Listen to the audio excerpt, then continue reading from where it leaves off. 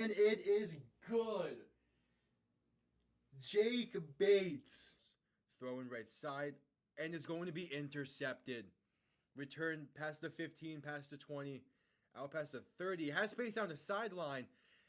40, 35, 30. And he is gone. A pick six for Houston.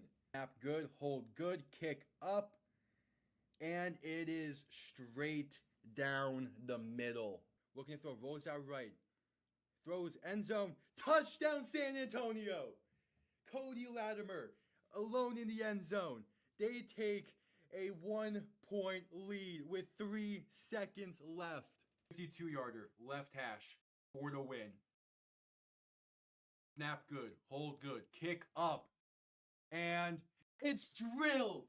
Miami escapes week 1 with the win. Jason Sanders is looking to throw.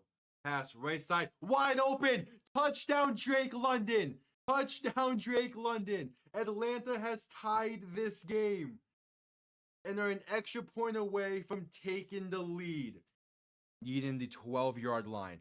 Handoff, Robinson left side. And going to be stuffed. A loss of 4, maybe 5 on the play. And with 50 seconds to go, the Chiefs have the ball. And most likely that does it.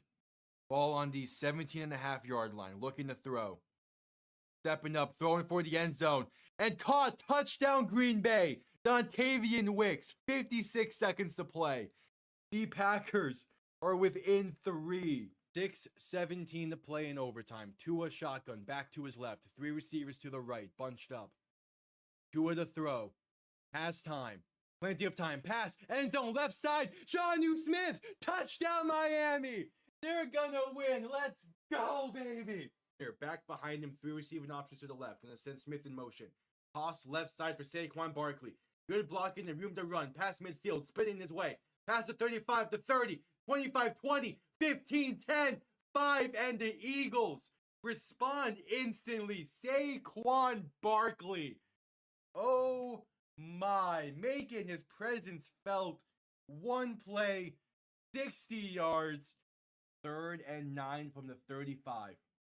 Mahomes looking to throw. Quick pass left side. Caught by Piron. Has room to run. First down and more. Down to about the 17.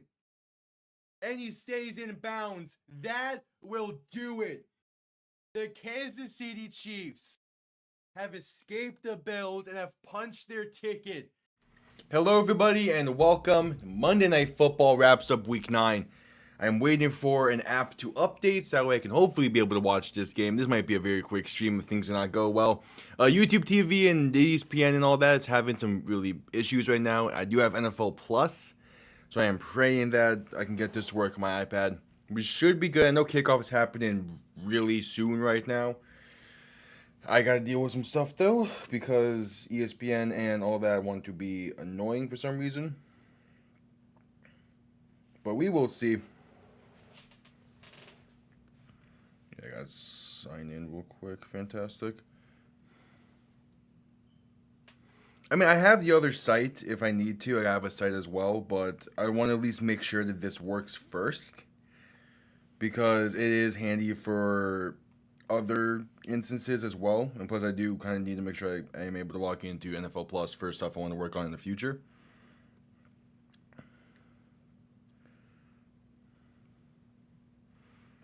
So we'll see. We will see.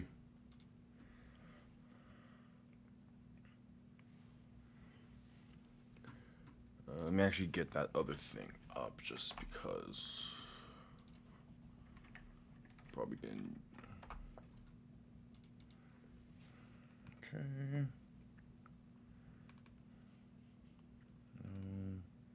There we go.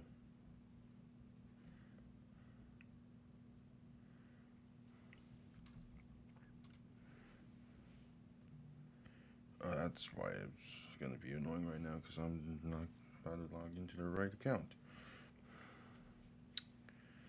Fuck. Alright. 1 second.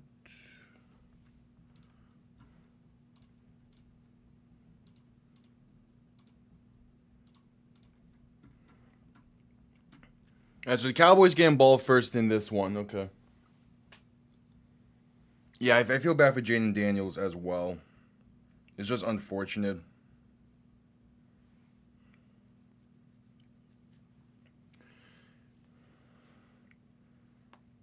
Okay.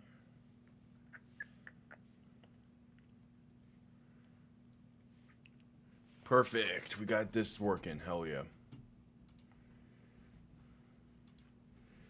Alright, so Dak under center. Ball on the plus 49. Gonna play action, look to throw. Pass right side. Gonna be dropped. So first play week of the season complete. Let's figure out what we have missed. Okay, at least that all got set up, and now I can now I know I can use that for the future shit.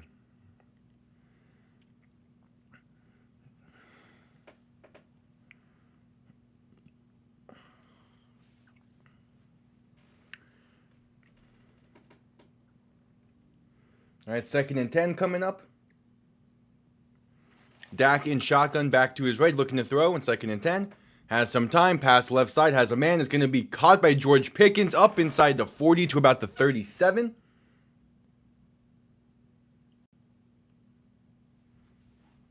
All right, so after the kickoff, we had a 9-yard run from Javonte Williams, an 8-yard run from Javonte Williams.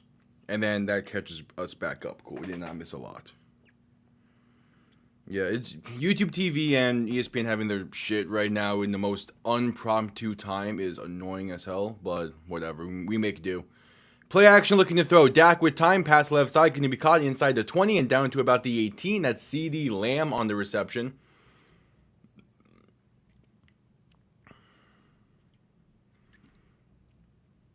And the Cowboys are in the red zone for the first time tonight on the opening drive.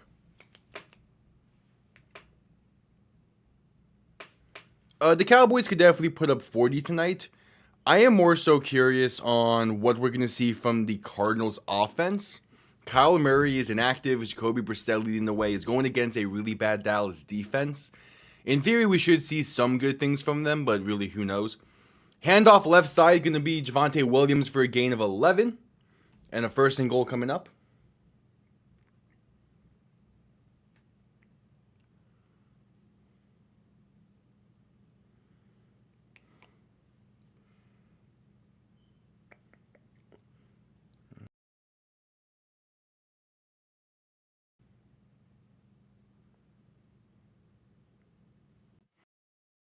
All right, 1st and goal from the 7. Dak under center, back and fullback behind him.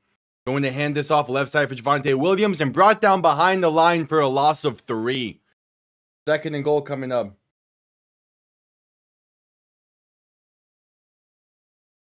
I think the Cowboys will win just fine. This Arizona offense has been very disappointing in it this season. Kyle Murray has just not played well. And I'm really curious how much longer the Cardinals are going to be willing to ride with him as the main guy. I think him being inactive today kind of leans towards them that we might see a change in the offseason, but really, who knows? Dak looking to throw in 2nd and goal. Has time. Pass over the middle. Going to be caught and down to the 4. That is Jake Ferguson on the reception. It reminds me a lot of their loss to Cleveland, which it's a whatever thing. I'm not too worried about them going forward in terms of just how they're gonna play. I don't think they're gonna have another performance like that anytime soon. The defense is still fine. The Packers are still fine. I am more worried about Tucker Kraft being out for the year. That's a massive blow to that offense. If they can't get someone to step into his role, they're gonna struggle. As Dak play action, pass right side going to be incomplete. Looking for Jake Ferguson is a 4th and goal coming up. They need someone to make up for the production that they're losing from Tucker Kraft, and if they can't find that, I still think they're gonna be a playoff team and they could win a game or two in the playoffs with that defense. But the idea for the Packers this year was Super Bowl, and I don't think they'll get it if they can't get a consistent 25+ points from their offense. Dak looking to throw in 4th and goal. Pressure coming, trying to step up, but sacked back at the 11. So the Cowboys have this great opening drive, and it goes nowhere. They stall out in the red zone, and Arizona takes over. Bend and don't break. Great way to start this game for them.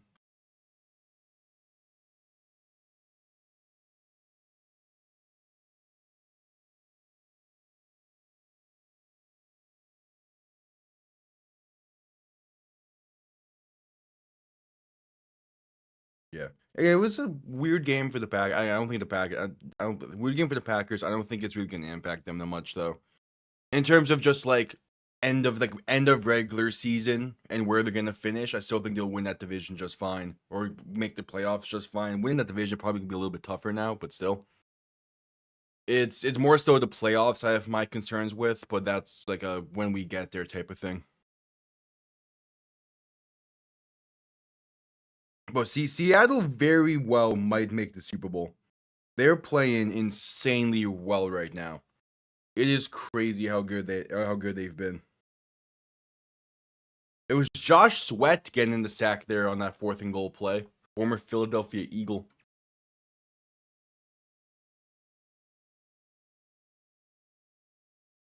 The trade that the Ravens made for Draymond Jones, I think it's a good value trade. That's one of those where it's kind of a buy-in trade, but they're only giving up a conditional 5th. So it was more so just it's a trade to see if they can get the season back on track, as they still very well might be able to. And also it's one that maybe next year he'll be back in Baltimore as well. He's final year of his deal, but it's still a fine trade there for the Ravens. I could see him coming back if things go well. And if it's Jalen Phillips, getting the 3rd round pick out of him, I think it's fine. Having to like retain some contract and stuff. I think they converted some to sign-in bonus. It's whatever. It's a final year of his deal. You get a 3rd out of him. You now set yourselves up for 5 picks in the first 2 days of the draft. That's really nice. It should not be the only move they make, though. I still want to see at least 1 or 2 more trades out of Miami. But it's a good start to the trade deadline for Miami. It's a good start, and that's kind of what all it needed to be. That was the most obvious piece to be moved. The fact that it happened early before Tuesday is great.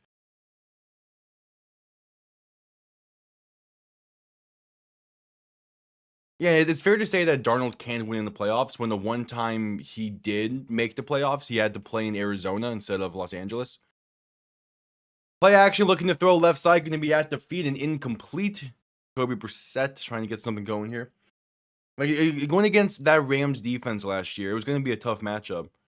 I think if the Seahawks get the right path and if they get home field and they get a home playoff game, we're gonna see a team that can really compete and potentially go the distance.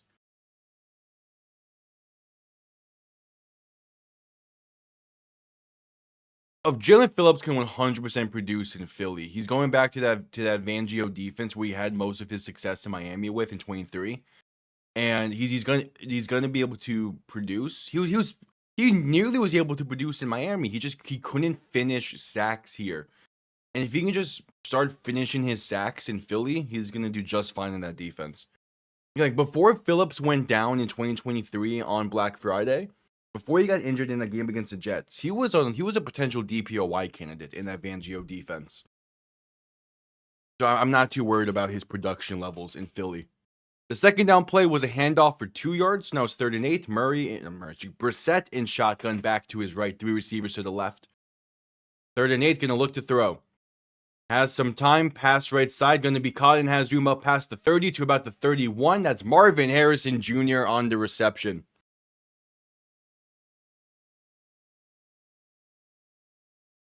Yeah, first time in the playoffs, getting the playoff atmosphere, even if it was a neutral site game, the playoff atmosphere is completely different than regular season. It's one where you kind of need to get your feet wet before you can truly like take advantage of it. And again, if Seattle can get home playoff games, I think that's going to help him out dramatically. Brissett under center, back behind him. 3 receiving options to the left. Kyler Murray is inactive tonight. He's on the sideline. It was kind of a surprise inactive. Brissett play action looking to throw. Pressure in his face, pass right side, overthrown and incomplete. Looking for Trey McBride. Need that to be a more accurate pass. I have McBride in fantasy right now. I need McBride to get like 17 fantasy points to win this week.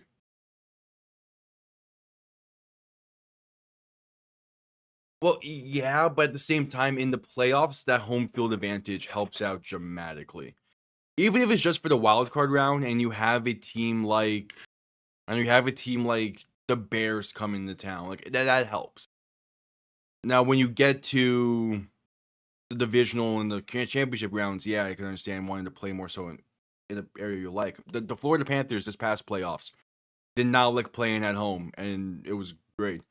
Brissett looking to throw in 2nd and 10. Has time, pass right side, can be off the mark and incomplete. Because like, of course, like NHL playoffs and non NFL playoffs are different because you have the like 7-game series and all that.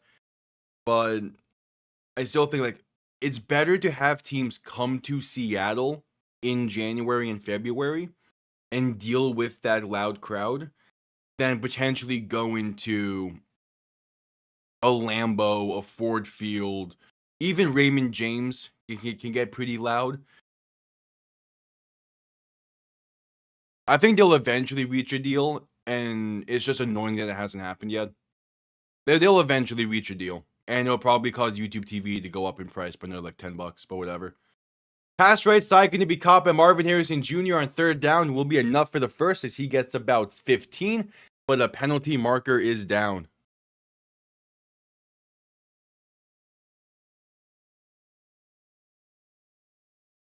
Going to be offsides against Dallas, so that will be declined.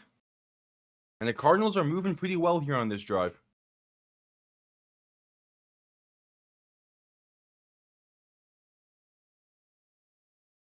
I mean, Seahawks fans travel really well, and I've given them a lot of credit for that. But there's a difference between traveling to Washington and that stadium and traveling to a Lambeau, a Ford Field, or another stadium that that can really pack out with home team fans. Brissett looking to throw in 1st and 10. Pass right side going to be incomplete. Looking for Marvin Harrison Jr. 2nd and 10 coming up. Nah, it's all good.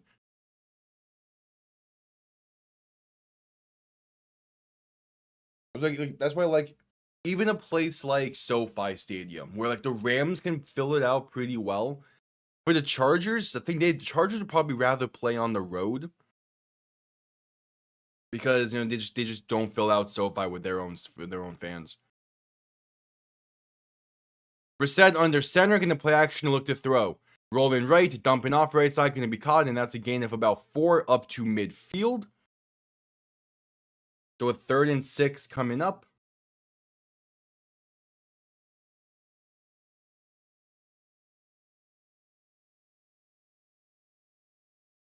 Oh yeah, this could be a high-scoring game for sure. That was Michael Wilson on the reception.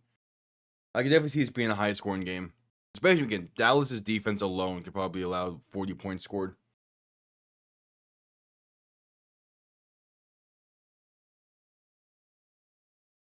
Hell yeah. Yeah, I had a friend who was sending me stuff from a Halloween party he went to. That's not my environment. Brissett looking to throw in 3rd and 6. Pass deep. Left side has a man. It's going to be incomplete. Through the hands of a diving Trey McBride. Penalty marker is down. As this might be a DPI. But oh man, McBride. Mine. I need these fantasy points. Yeah, I chilled on Halloween night. It was fun. Just relaxing. The NFL season has been tiring for me. I love doing all this, but man, it has been. Hold in on Dallas is the call. Gain a 5 and automatic 1st down. Especially because like the past few weeks has been a lot of like midterms and exams and stuff. I'm just tired right now. I need Thanksgiving to hit already so I can just sleep.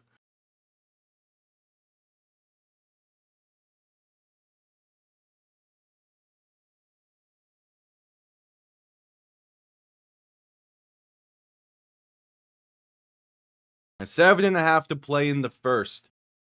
Ball now on the plus 45. Brissett under center, back behind him, 2 receiving options to each side.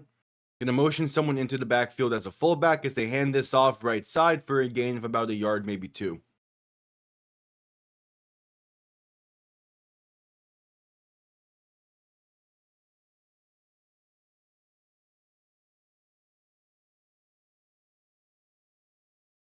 This way.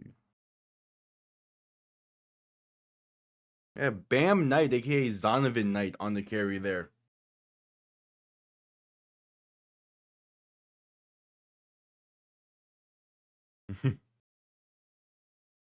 Brissett under center, back and fullback behind him on 2nd and 8.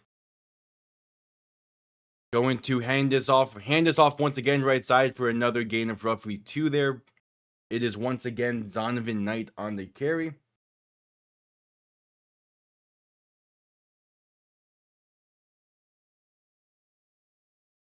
So 3rd and 6 coming up.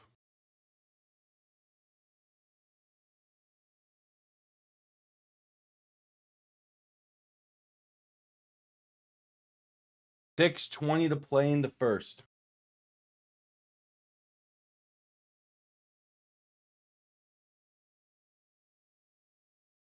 Brissett in shotgun, back to his right, 3 receivers to the left.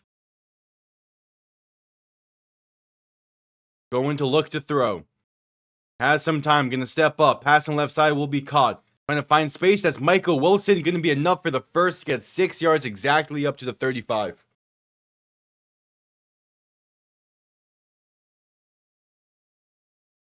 I have another charge bank back there somewhere. I'll get a commercial break.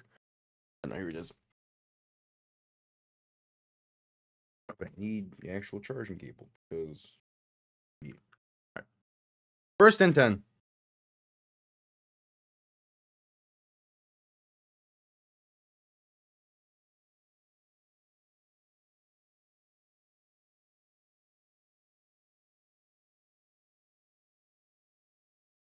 $5:15 to play in the first quarter. Brissett under center, back behind him. He bobbles the snap and falls on it for a loss of 2.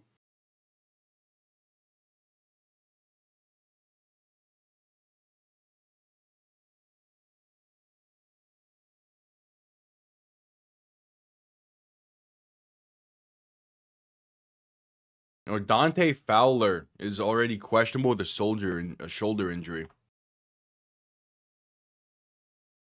Hold on.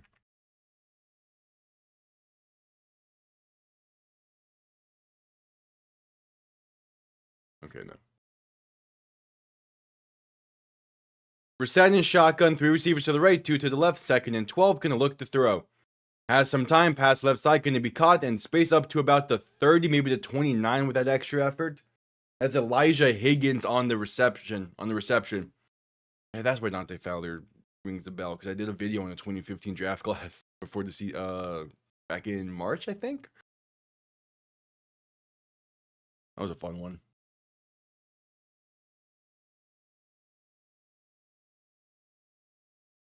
So 3rd and 5. Brissett in shotgun, back to his left. 3 receivers to the right. This has been a 13-play drive. Man in motion right to left. As Brissett will look to throw. Has some time. Pass left side is off the mark and incomplete. Looking for Marvin Harrison Jr. on a comeback route. And threw it too far outside. So 4th and 5. And I imagine the field goal unit will be coming on here. Yeah, just off it. Harrison gets open there. Just gotta put it on him. Yeah, but now comes the field goal unit. It's Chad Ryland to make this a 3-point lead, a 48-yard kick from the right hash. From the left hash, I mean. Kick is up, and it is good. It damn near cleared the netting. And the Cardinals strike first. 3-0. With 3:38 to play in the first, we're going to head to a commercial break.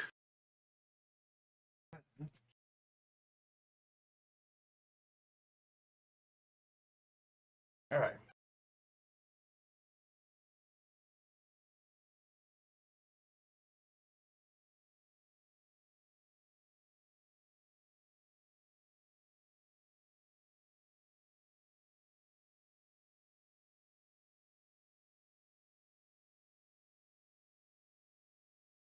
Cool. Yep, at commercial break.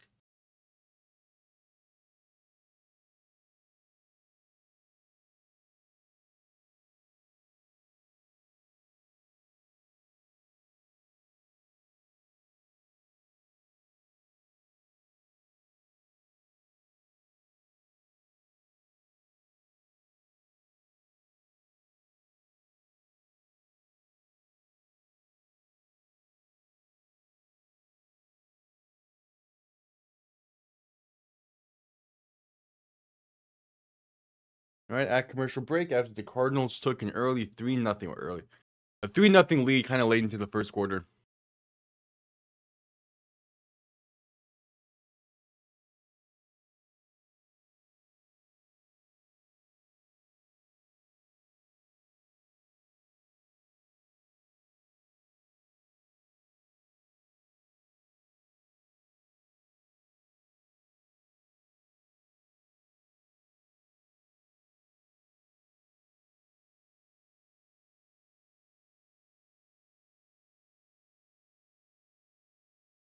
All right, at commercial break.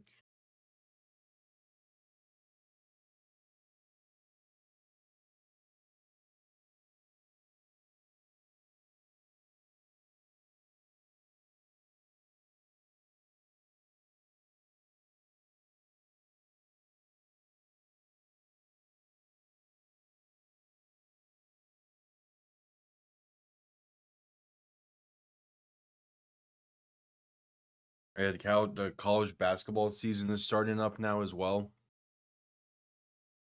which I could probably actually put on one of those games. Those might as well. Now that the monitor that usually has football is free.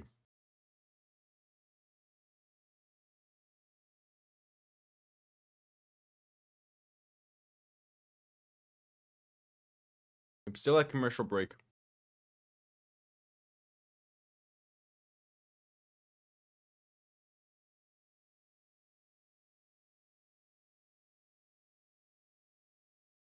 All right, just exiting commercial break. We'll see what Dallas could do in this next drive. The opening drive went pretty well for Dallas. Just stalled out at the end there. But we'll see.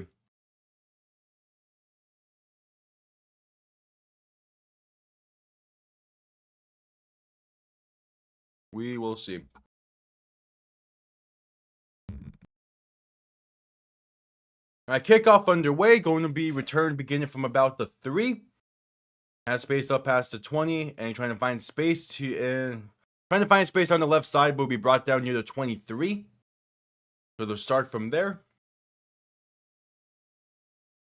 I don't know why, but Arizona has had those like white base helmets for so long, and they're fine. I feel like there's something missing from the Cardinals helmets. Not necessarily like needing a helmet stripe, kind of just needing like a shake up in some way. I think maybe it's the face mask. All right, Dak and shotgun back behind him, a tight end in the backfield to his left, going to look to throw. Has time, a dump off left side, going to be caught with space for Javonte Williams, and he's going to get up to about the 26.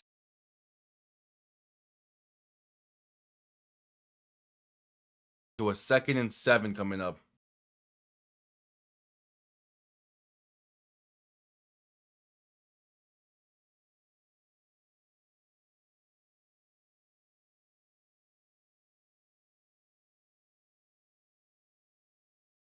Dak in shotgun, back to his right. 2 receivers to each side.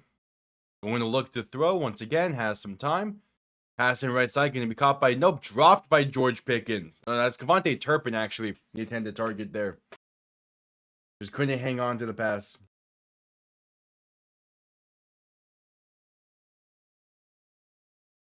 Cavante Turpin, him and Brandon Aubrey, 2 former spring football guys. That's maybe not the best time to highlight Devontae Turpin there, but he's been the main return man in Dallas for a few years. He is a great player. Is Dak looking to throw in 3rd and 7? Has some time, going to step up and now roll to his right. Passing across body, going to be caught up to the 40 for a first down. That's CD Lamb on the reception, but a penalty marker down. This might be coming back.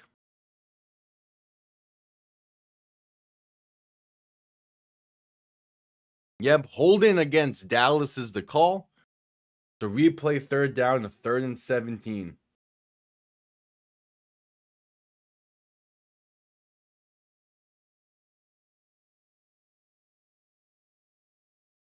Yeah, that's a clear hold. So Dak in shotgun back to his left. 3 receivers to the right for 3rd and 17. Making some adjustments at the line.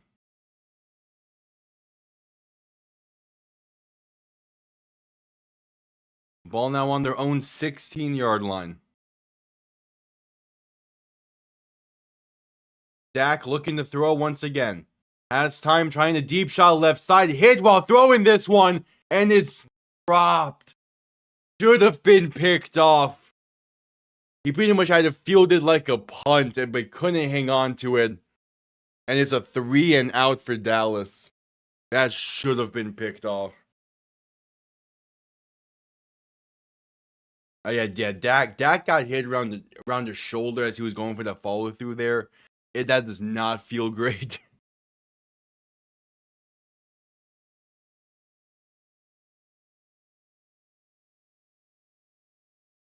All right, punt comes off clean. And we have a penalty that blows the play dead.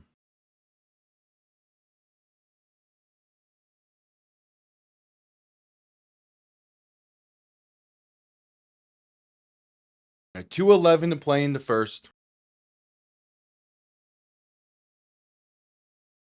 And it's going to be a false start against Dallas. Now a 4th and 22.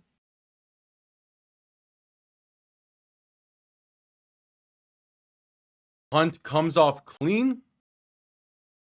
Going to be returned beginning from about the 48. Has room to pass midfield to the plus 48. And the Cardinals will begin with excellent starting field position.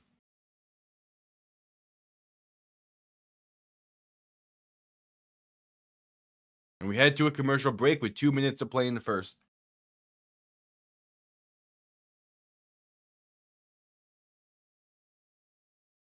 All right.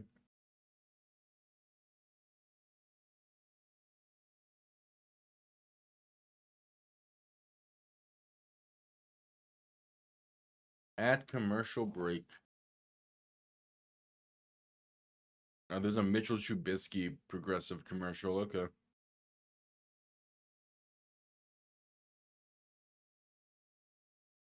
They're ordering at the drive-thru. That's okay. Yeah, that's fine.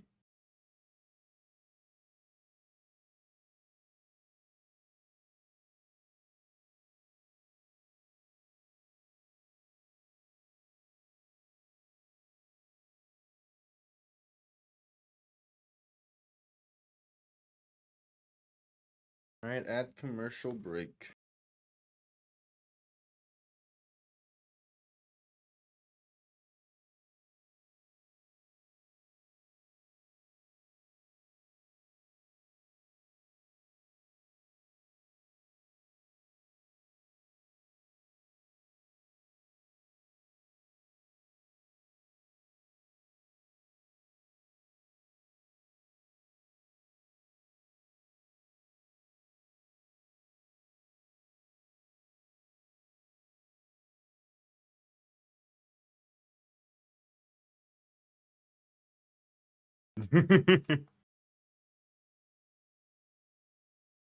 Hell yeah.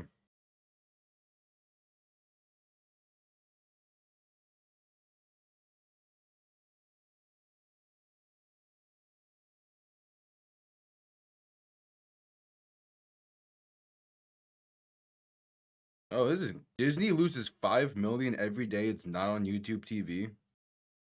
That's gonna maybe not like necessarily entice anything to happen soon, but probably gonna play a role.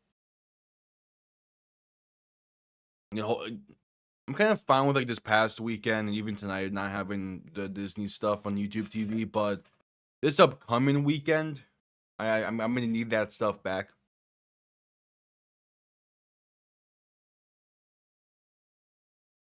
This is the Cardinals' 7th game scoring first in this season. That's wow. And they're 2-5. Brissett under center, back behind him. 2 receiving options to each side. Gonna toss this left side.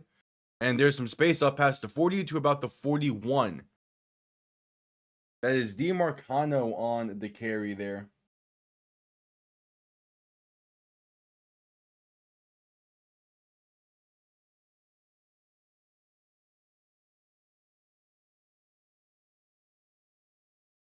Yeah, Cardinals have lost 5 straight, trying to get off that skid here tonight.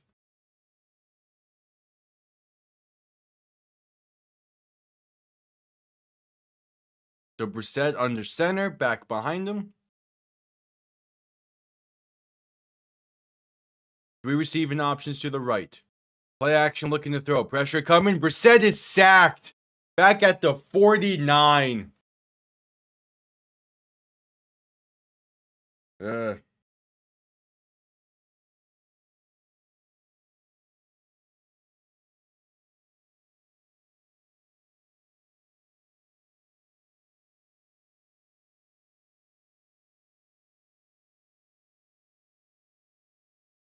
Now sets up a, 3rd and 14?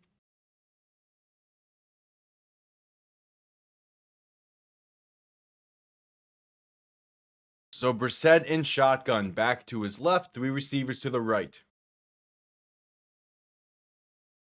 30 seconds remaining in the quarter. This might be the final play. Brissett looking to throw. Pressure coming. Pass over the middle. Caught by Marvin Harrison Jr. And gets down to the 31. Enough for the first and a gain of 20. And that might be the end of the first quarter. We'll see if they want to hurry up for another play, but I kind of doubt it.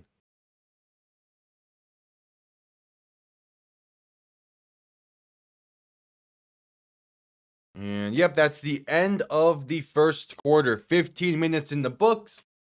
Cardinals, 3-point lead and ball in field goal range. Looking to extend this. Been a interesting first quarter of play, to say the least.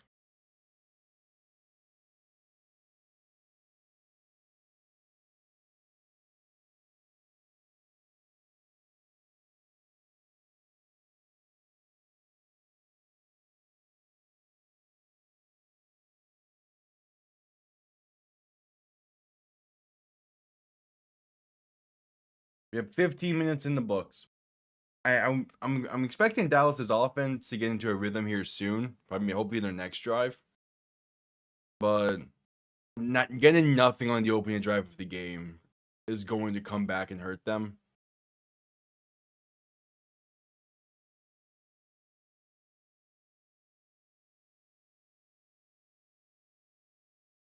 Good all-around play there by UF's basketball team just now. Block on one end, good drive and one on the other. All right.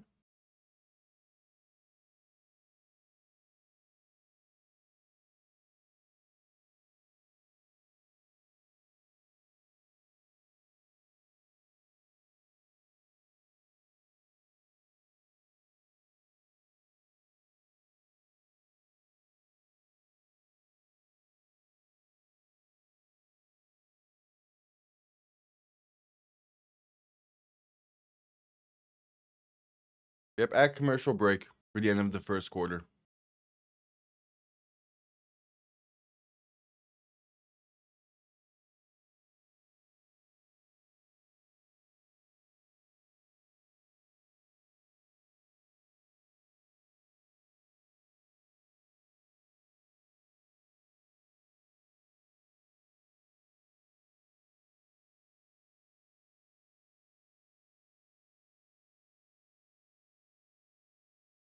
All right, just coming back from commercial break.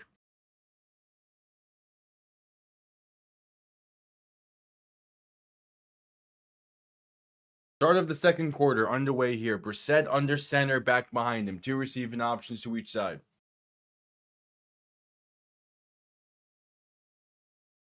First play of the second quarter, ball on the +31. Man in motion left to right.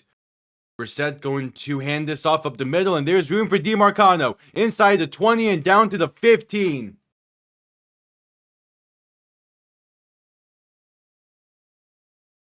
All right.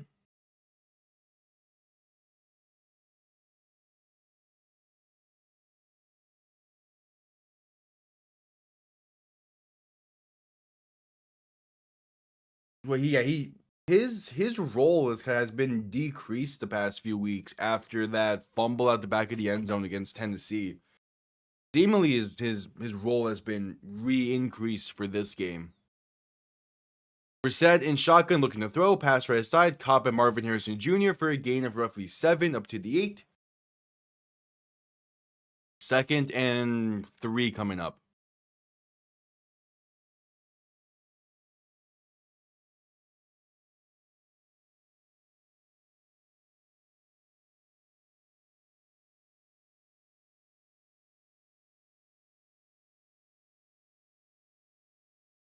And 2nd and 3.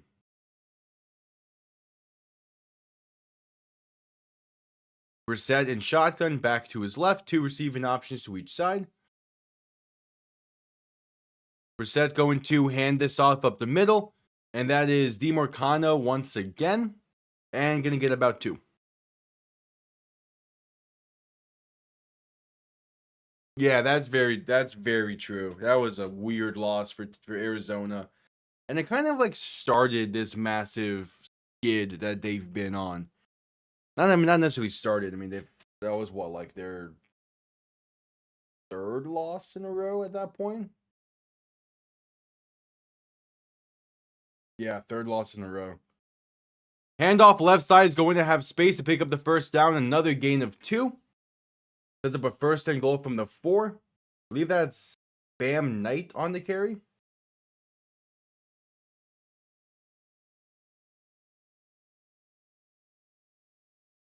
Or Zonovan Knight.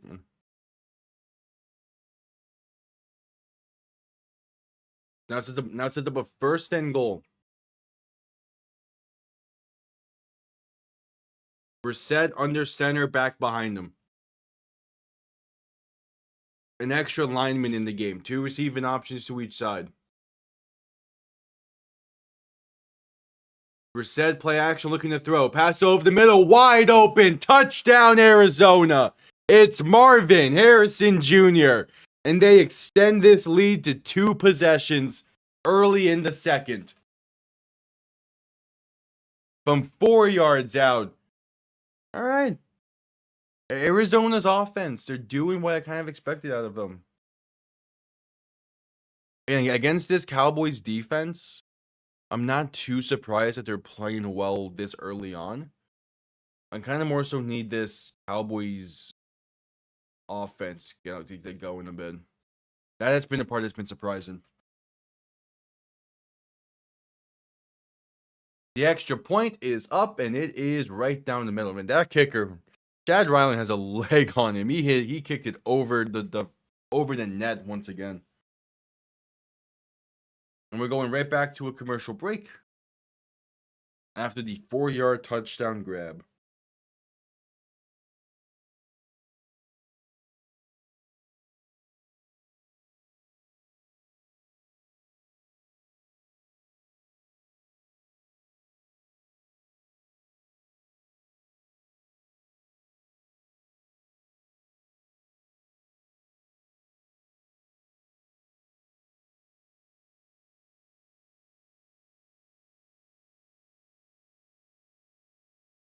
All right, so at commercial break.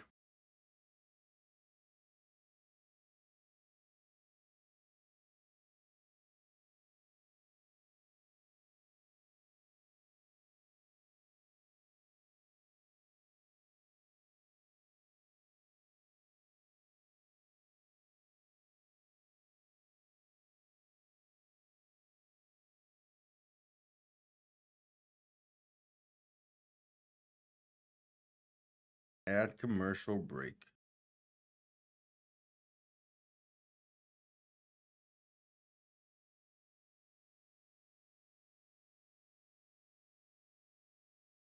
Hopefully this Dallas offense can get something going here in the 2nd quarter, but Again, they had a great opening drive, only to go 3-and-out right after. They're going to need something soon.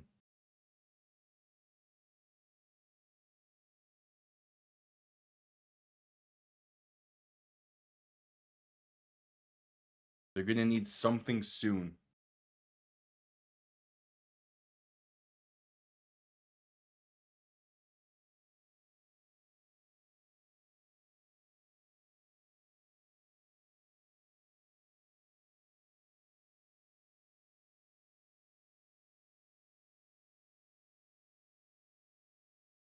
Still at commercial break.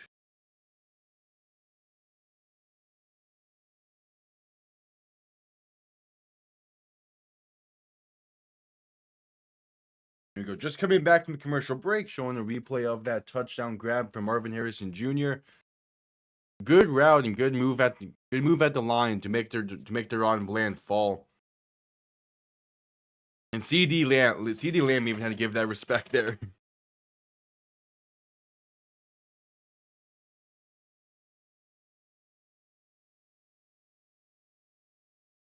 All right, so the kickoff is underway, going to be returned beginning from the 2-yard line.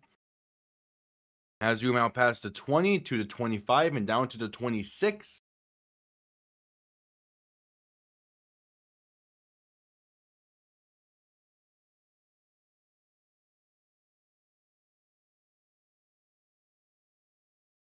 Wait, Marvin Harrison Jr.'s career high in receptions for a game is 6. He's already at 5 tonight. What's up, T-Fox?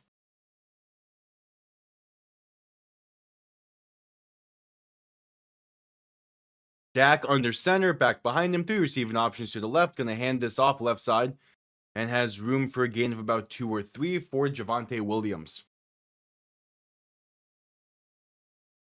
How you been, man?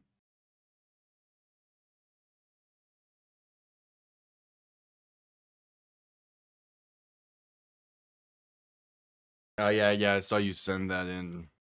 I saw you send that into Discord. Feel better, man.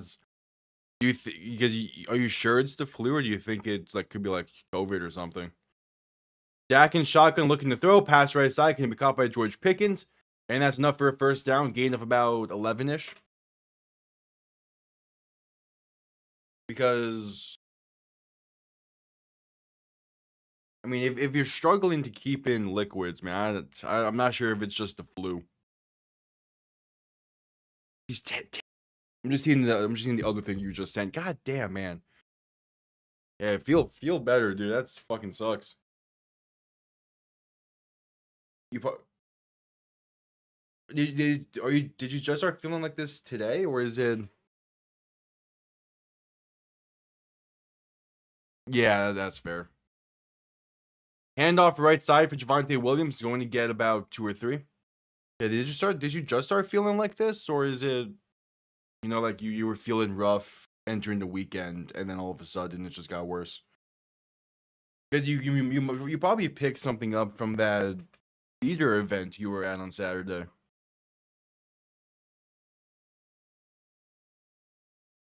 Or whenever that was.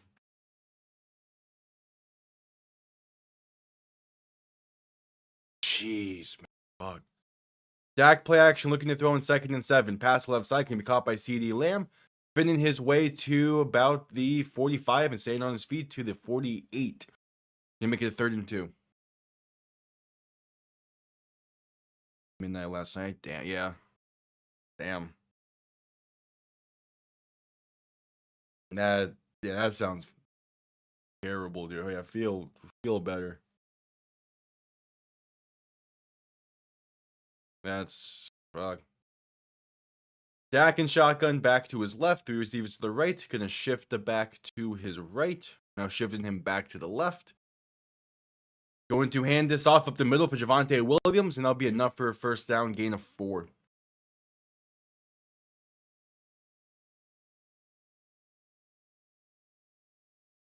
Yeah, that's...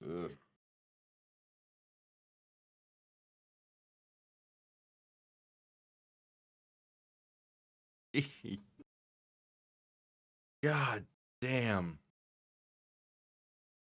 I don't think it's just the flu then, man. There's probably something else there. Dak play action looking to throw. Gonna step up and taking himself down the left side past the 40 and sliding down near the 39, 38. Gonna be just shy of the first down. It's like, this was back like right before COVID hit, but like, I had the flu then. And yeah, like, I was bedridden for like a few days, but it wasn't like, I wasn't at that level. That's something else. Yeah. Probably just a different level of the flu then. Dak looking to throw in 2nd and 1. Passing deep, right side, and it's going to be off the mark for CeeDee Lamb. Just a little bit too far down the field for the diving effort.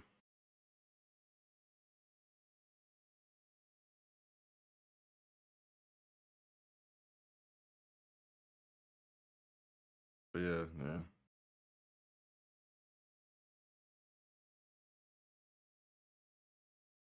You're still able to like, yeah, so you're having trouble with liquids, but you're still able to like eat just fine, right? It's more so just the water and stuff that's getting you. Dak under center, gonna hand this off up the middle for Javonte Williams, and that's enough for a first down, gain of roughly 3.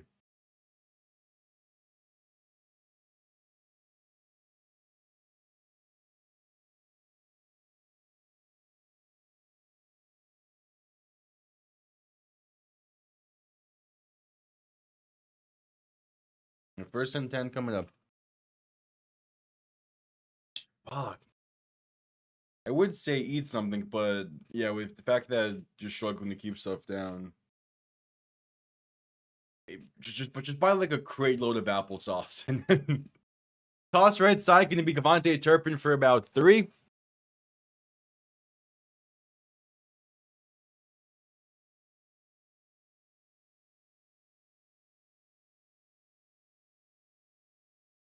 Yeah, that. Okay, now that's good at least. I mean, it's not water, but at least it's some beverage that you can drink.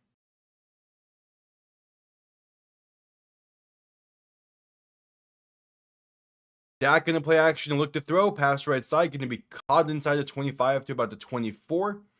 That's George Pickens on the reception. Penalty marker down.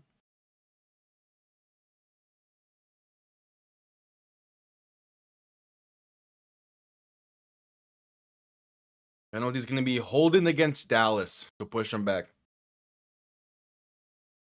Calling it against Jake Ferguson.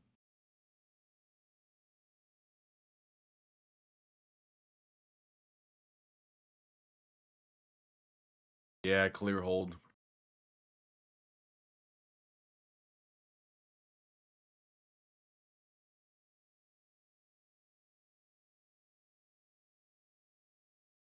And it's the 4th penalty tonight against the Cowboys.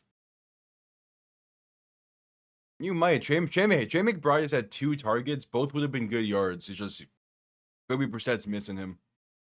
Dak play action looking to throw. Pressure coming quick. Avoids 1 sack. Rolled in right. And Passon has time. Or Passon has room for George Pickens. But put too much into it. It's overthrown and incomplete. 3rd and 17 coming up. All it takes is Trey McBride to have like 3 good catches and one of them going for a touchdown.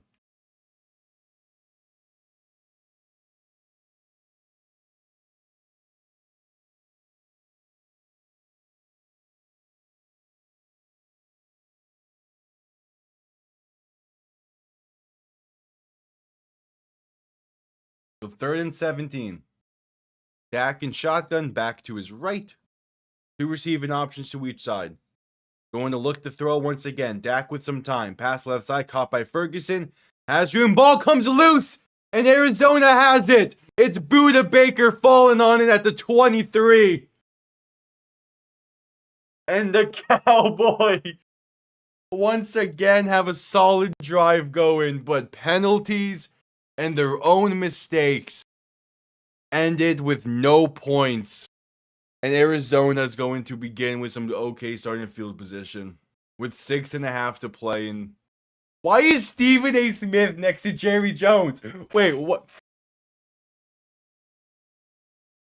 Damn it, oh no, I need to get this screenshot.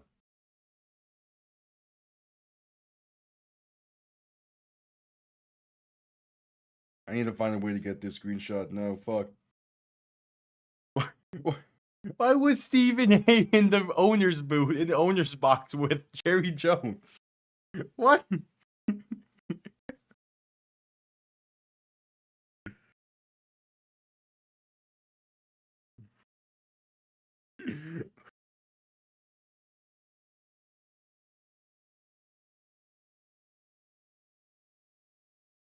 now a guy like Jerry Jones. Considering that Stephen A. talked so much shit to Jerry Jones after the Parsons trade, why the? Like what? Why is he there?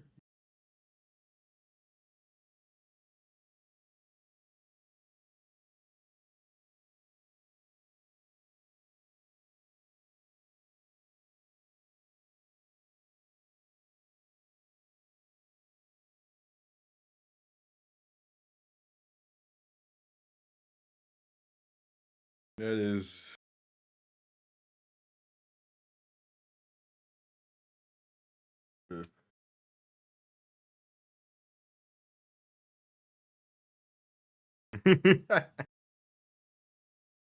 I mean, Jerry Jones has probably made like half of Dallas into Texans fans over the years. So that is a legitimate reason for some. But yeah, why is Stephen A. in the booth? What? What?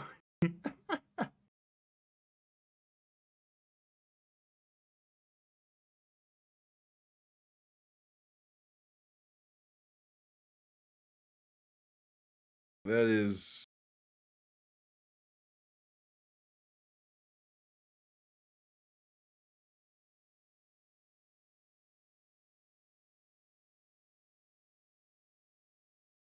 That is just funny. Oh, they're showing it again. What? They're showing it again. All right, back from commercial break. Brissett in shotgun back to his left. Two receiving options to each side. First and 10 from the 24. Someone motioned to the backfield to act as a fullback as they hand this off right side. And that's going to get stuffed at the line for no gain.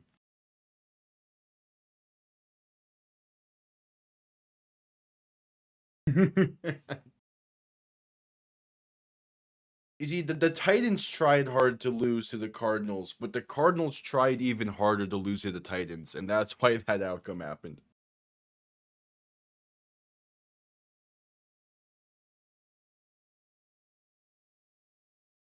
They gave DeMarcando a gain of 1 on the previous play, so Brissett looks to throw in 2nd and 9. Pass right side can be caught by McBride. Makes one man miss, and going to get enough for the first. A gain of 9, maybe 10.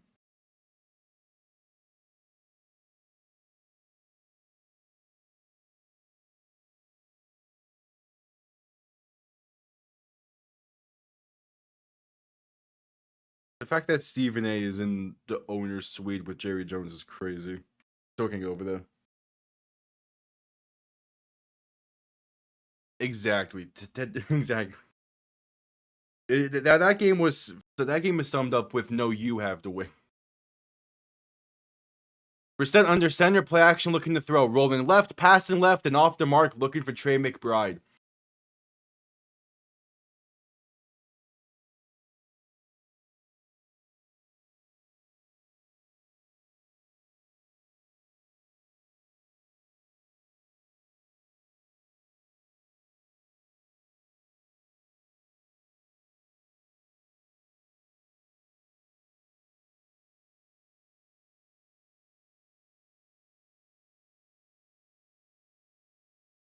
So 2nd and 10.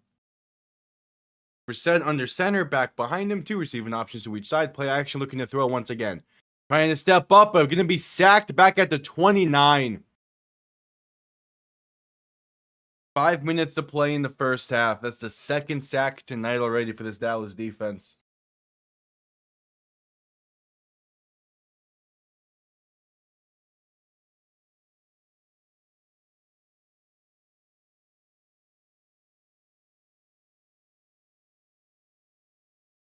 All right.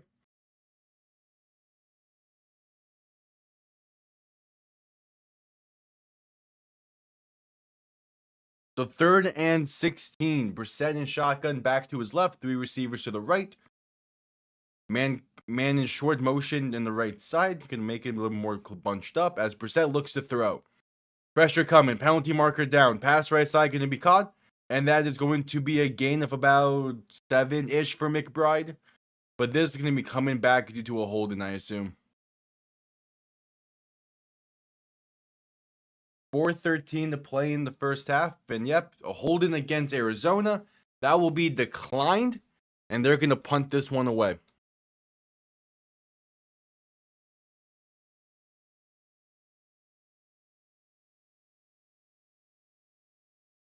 Yeah, they gave him a gain of 6 on that play.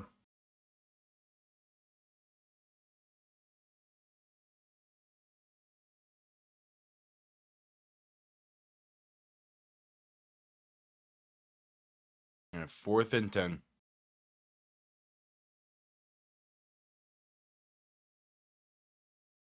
Arizona set to punt this one away.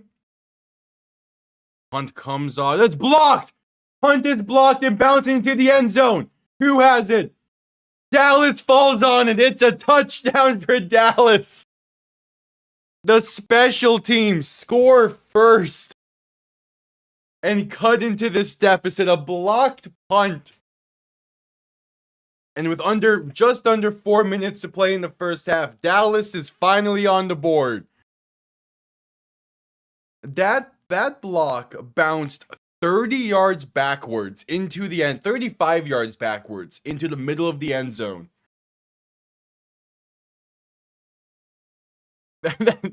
That punt just zoomed out of frame on that block.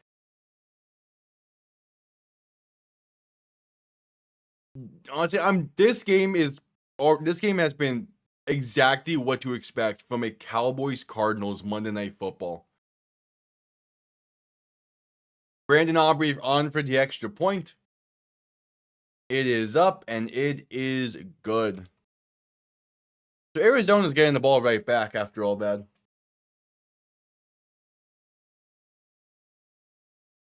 And they're going to have time to extend this lead before halftime, where Arizona gets ball to begin the second half.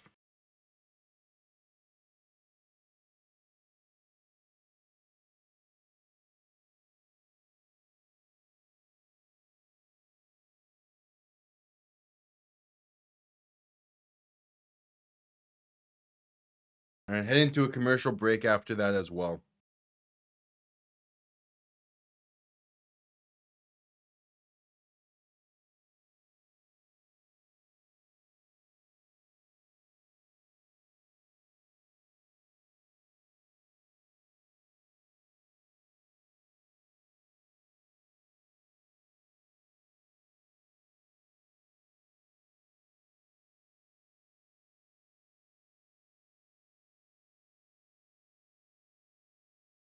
And at commercial break.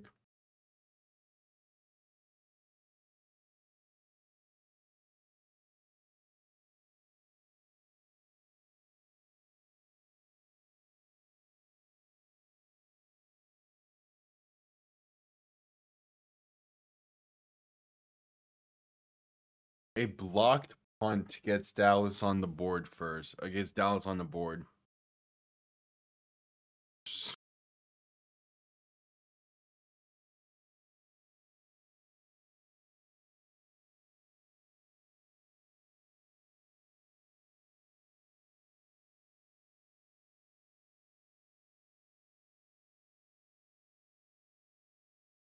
Just wow. That is Dallas football right there to a T.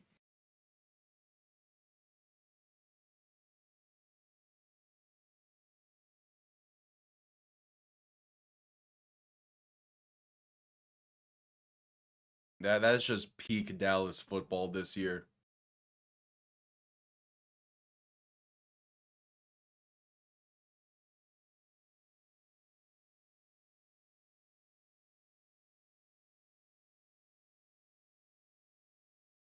All right, just coming back from a commercial break. Week 10 begins Thursday night with the Raiders and the Broncos going at it. The Broncos are wearing their throwbacks once again in that game. That game's going to be something, to say the least. That game's going to be something.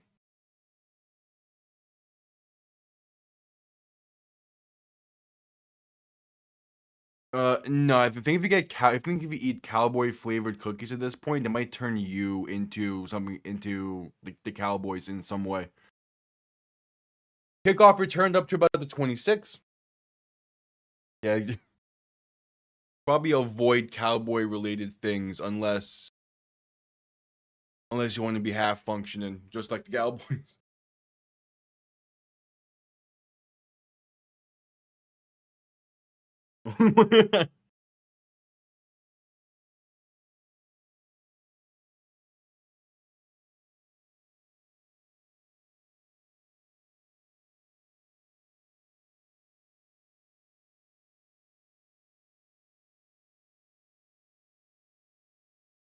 That's a 1st and 10. Brissett under center.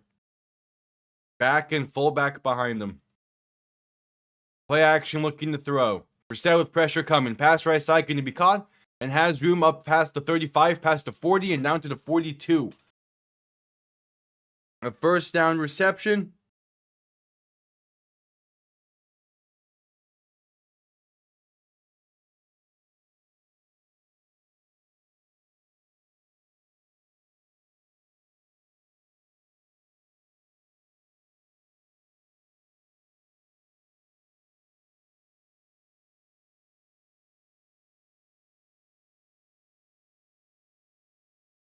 So 1st and 10.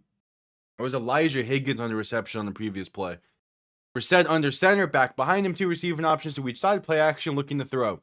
Has time, pass right side, going to be caught up inside the 45 to about the 43, depending on forward progress. That's Marvin Harrison Jr. on the reception.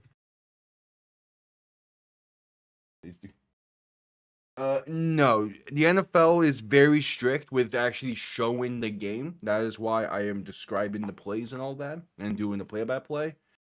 Actually showing the game would be a one-way ticket to copyright strikes and channel getting taken down and shit. And I'm not playing that game.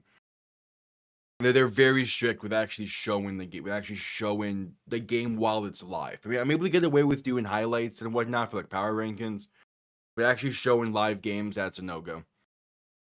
Brissett going to look to throw, pass right side, caught by Elijah Higgins. He's going to bounce off one defender and get to about the 35. Yeah.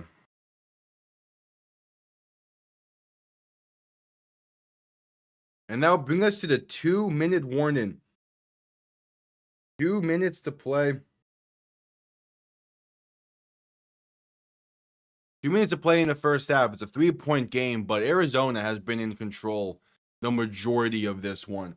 It took a blocked punt from Dallas for them to even get on the board.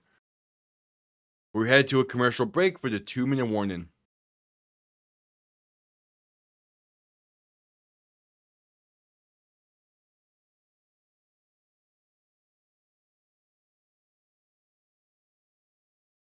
Where are they?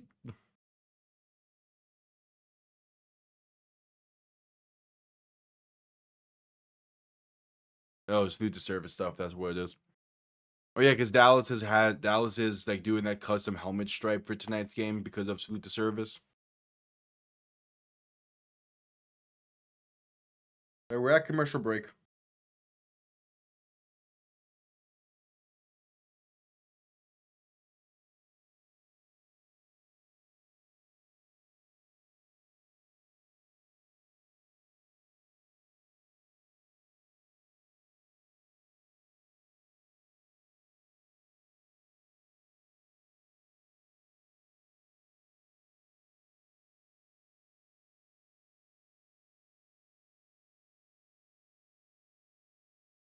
Still at commercial break as we await the final 2 minutes of the first half.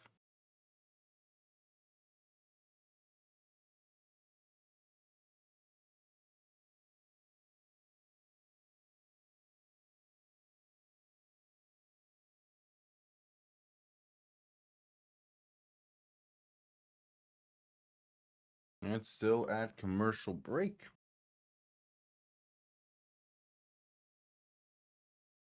Where are the other sports on tonight? I know college basketball is starting.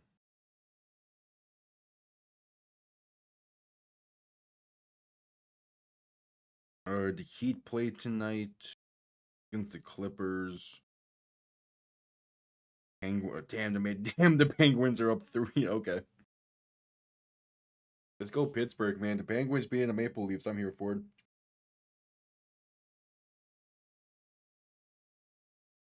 Okay. Just standard stuff.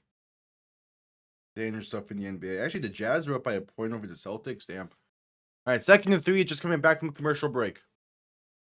Arizona set to receive the second half kickoff. They have a chance to extend this lead before the second half and before halftime.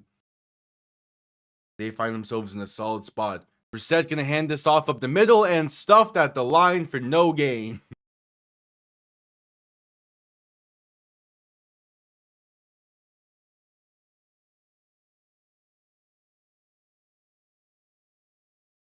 So a 3rd and 3 coming up. That was Zonovan Knight on the carry. And Dallas will also call their first timeout, as they're hoping to get the ball back before the second half with a 1-possession game if they can make a stand here.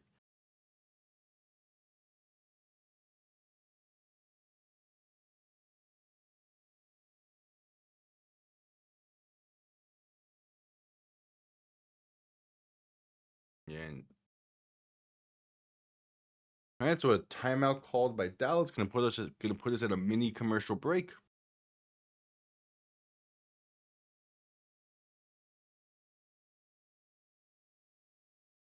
All right, so Brissett gonna be in shotgun. Now moving on to under center. So Brissett under center, back behind him. 2 receiving options to each side. Gonna send a tight end in motion left to right as they fake a toss right and look to throw. Brissett now passing right to Knight, and he's gonna have space for a first down inside the 30 and down to the 26. They might rule him out of bounds closer to like the 20, was that 29?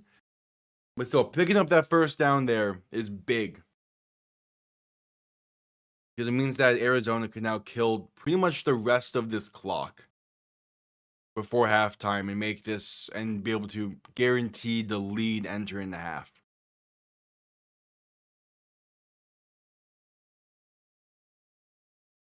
Brissett in shotgun.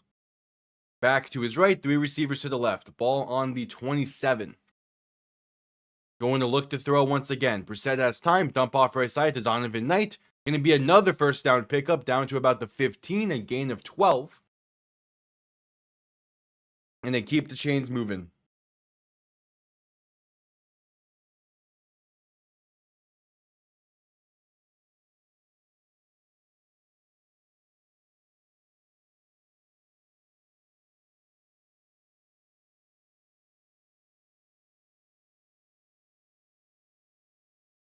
All right, so Dallas will call another.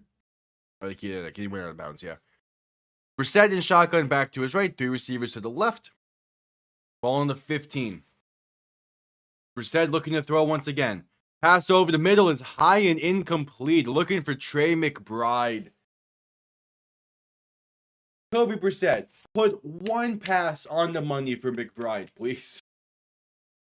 You have missed him. You have missed him either wide or high like 4 times tonight.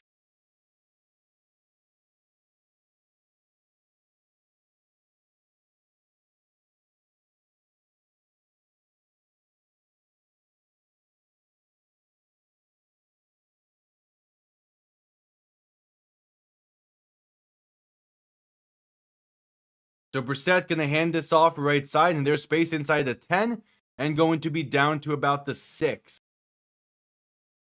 That is Greg Dortch on the carry, and a 3rd and 1 coming up.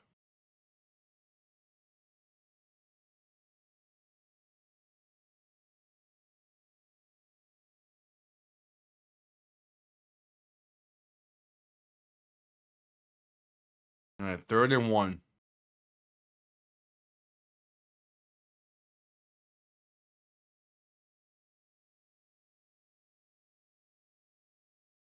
Brissett in shotgun back to his right. The give to Zonovan Knight left side. And he's going to get enough for the first and fighting his way down to the 1-yard line. A first and goal coming up. 52 seconds to play in the half. And we're going to have a timeout called by someone. Most likely Dallas. Because the clock did just stop. Yep, Dallas calls their second timeout.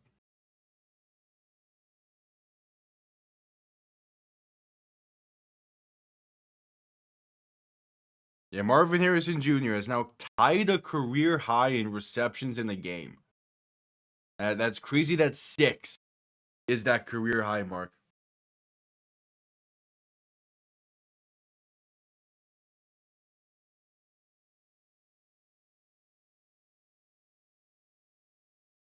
So first and goal, 54 seconds to play in half. They added 2 seconds back onto the clock.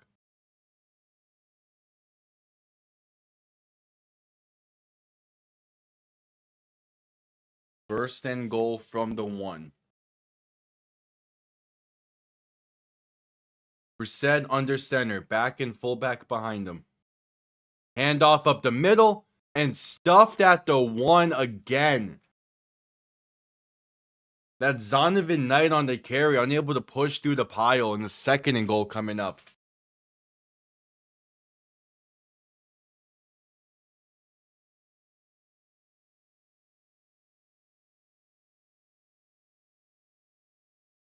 All right. And I'm pretty sure Dallas called their final timeout there. Yep.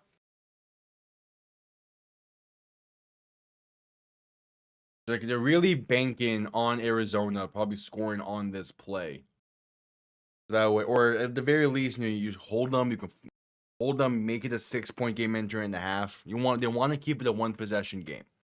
But if they do score on this play, at least you have your time to try and get into field goal range. Brissett under center, back and fullback behind him. Second and goal. Gonna QB sneak this up the middle, and he gets in. Touchdown Arizona. They make this a 9-point game, penning the extra point. With 49 seconds to play in the half.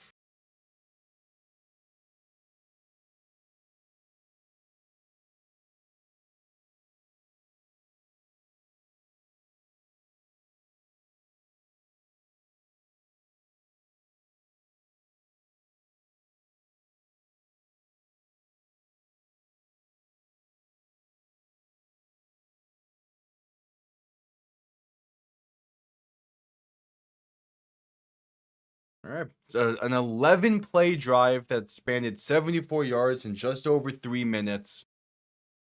Puts Arizona on top by 2 possessions. As the extra point is up, and it is right down the middle. So Dallas will have 49 seconds to try and get points before the half and make this back to a 1-possession game.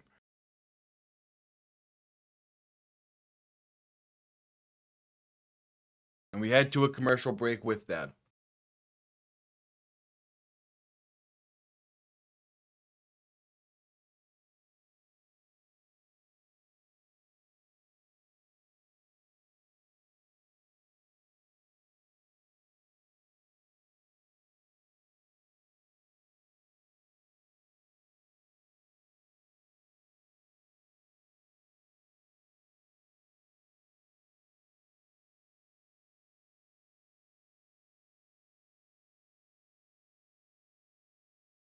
All right, so at commercial break, we await the kickoff here from Arizona. 49 seconds remain for the Cowboys to try and get something going here.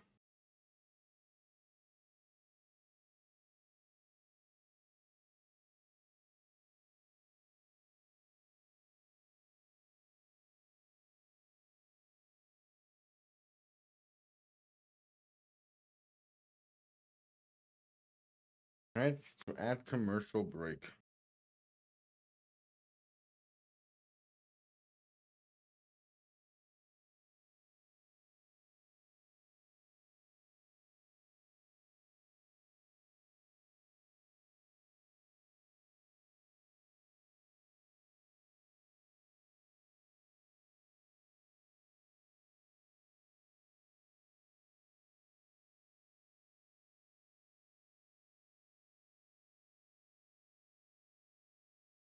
Yep, still at commercial break.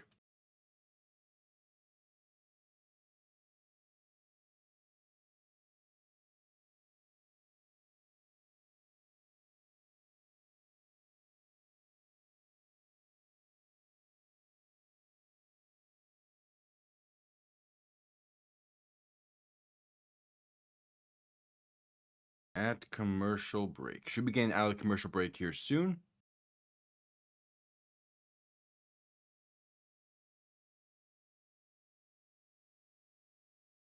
Yep, okay, there we go. Out of commercial break.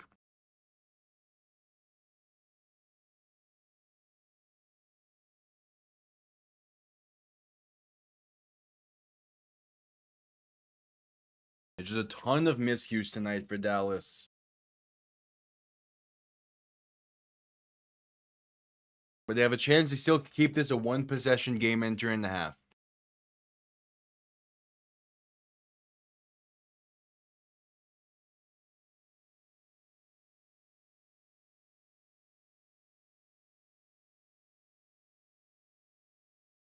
All right, kickoff underway. Going to be returned beginning from about the 2-yard line.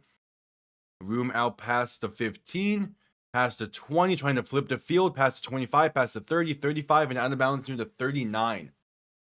Pretty good starting field position. 41 seconds to get in the field goal range. For Brandon Aubrey, field goal range might just be midfield.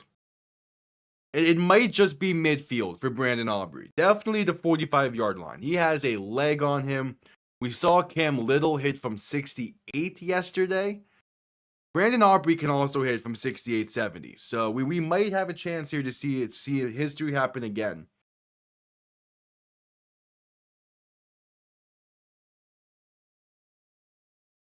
Dak in shotgun, back to his left, looking to throw in 1st and 10.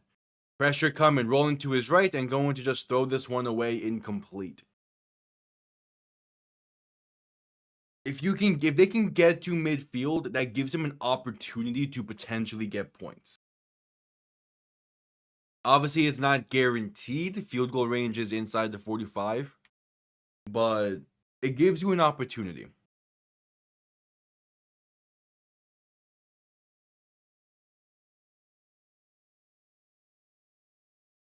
That's just, it's part of it is he hit that kick yesterday indoors in Vegas, and that just gives that a little bit extra confidence and extra confidence and extra drive into kick sometimes. Pass right side can be caught for a gain of 8 to Jake Ferguson. 3rd and 2. Dak and shotgun back to his right, looking to throw. Pass right side going to be caught. That's going to be around the 49 by Jake Ferguson. But clock does not stop. They have to go hurry up here. Just spike it. Just spike it. You can put a ball at midfield. They spike it with 2 seconds. They're at midfield. Send out Brandon Aubrey. Let him hit. Let him hit. Let him kick from here. He has the leg. Out comes Brandon Aubrey. Let's get it.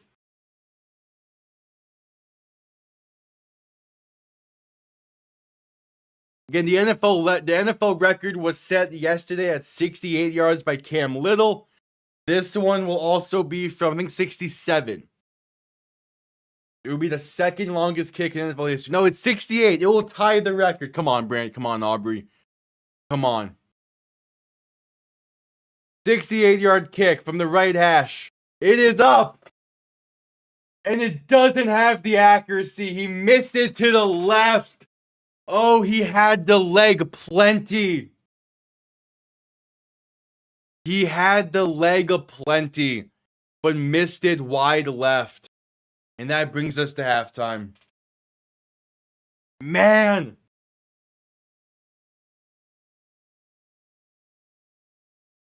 Oh, it was there. It had the leg, man. Damn it. I'm not even necessarily rooting for Dallas tonight, man. I wanted to see the kick. I wanted to see it.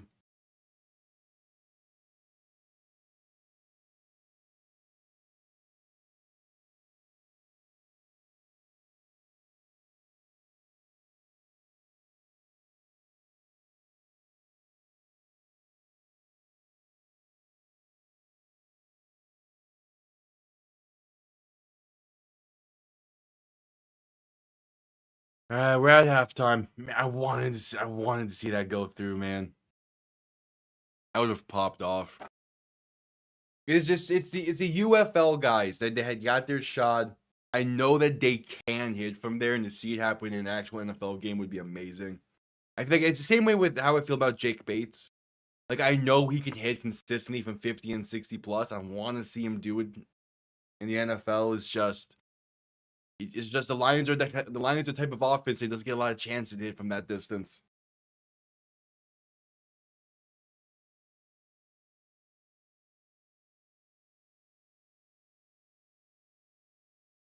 Yeah, I get that. Yeah, that's fair reasons. Fair reasons. I picked Dallas to win this game. Kind of thought that their defense would.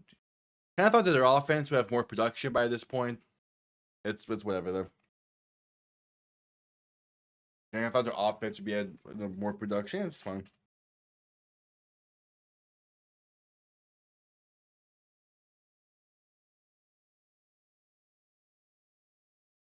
Yep, at halftime. At halftime. Arizona gets ball. Arizona gets ball to begin the second half.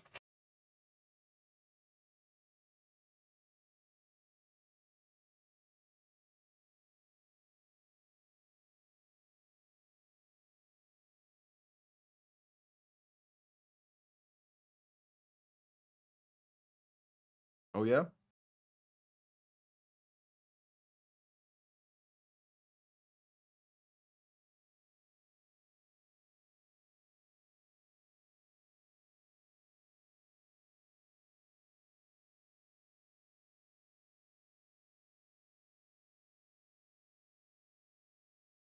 A new Florida Panthers merch just dropped on. One of these jackets looks really nice.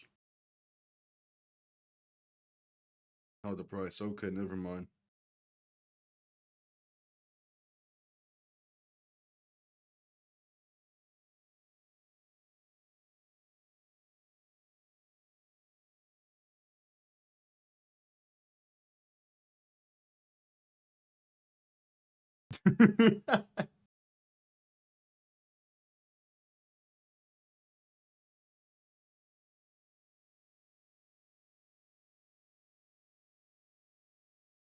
Yeah, that's great. That's great.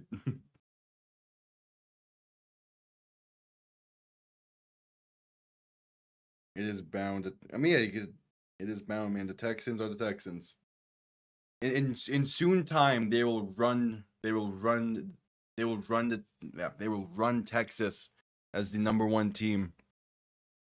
It might take a few years, but if both teams keep on the trajectories they feel like they're at, it's possible.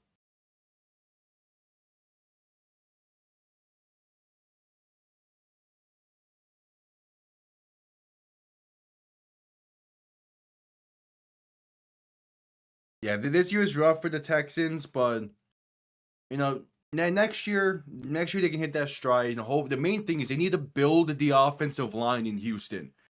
If they can just build the offensive line, they'll be fine.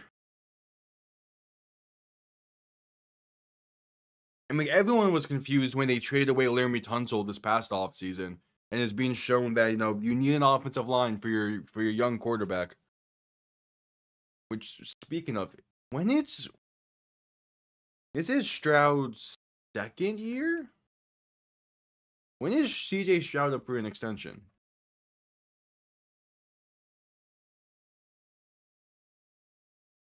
Oh no, this is his third year. He's eligible for an extension in the offseason. That's going to be interesting as hell to keep up with. That contract is going to be big for Stroud.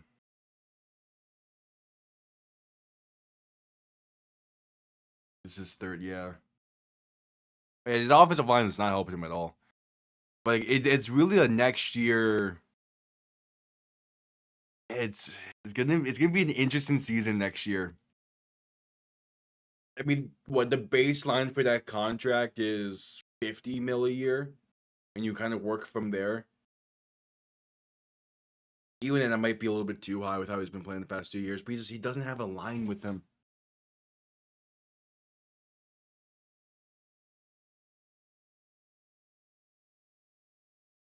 Yeah.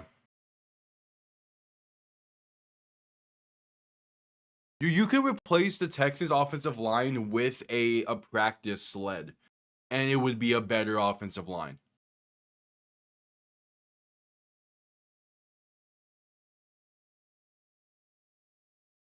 Yeah, that contract, what it means, if Stroud's up for an extension, that means Bryce Young is up for an extension. So is Anthony Richardson. No, not May. That's his second year. Bryce Young's extension is going to be interesting as well. I don't think that'll be as much as Stroud's, but it's going to be up there still.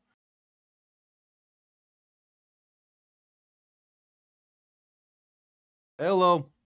Hello. Appreciate it. Appreciate the raid. Appreciate everyone coming in.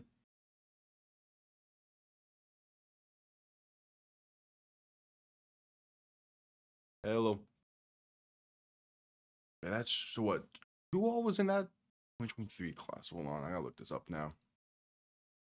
Yeah, Jalen Phillips is up for an extension. But he was 22. Yeah. I'm trying to get a jersey of every NFL team, so I have those behind me. There's a Raiders jersey off to the side, just off camera. Jaguars jersey as well.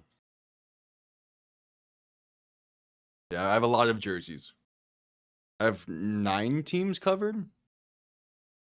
And then obviously I have like the Panthers one I'm wearing. I have 2 Heat jerseys, some Dolphins jerseys. Favorite team is Miami Dolphins. I am a Miami Dolphins fan, even with this year not being the greatest, but at least there is a sign of change coming for next year with a new GM and some deadline moves already.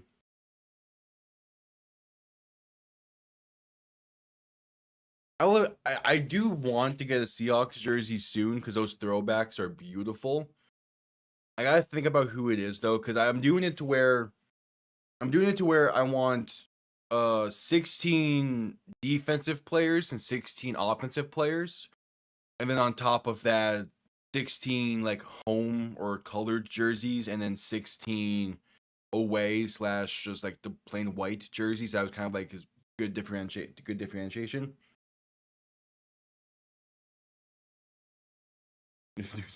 I probably will. We'll see. We'll see.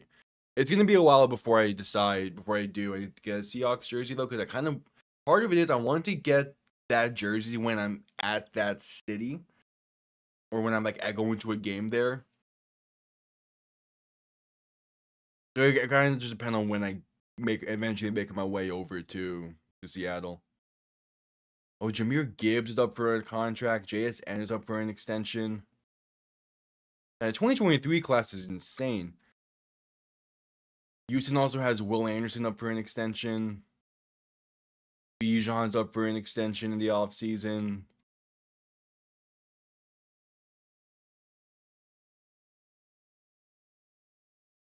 Joey Porter Jr. is up for an extension. Sam Laporta is up for an extension. Oh, this might have to be the year for the Lions.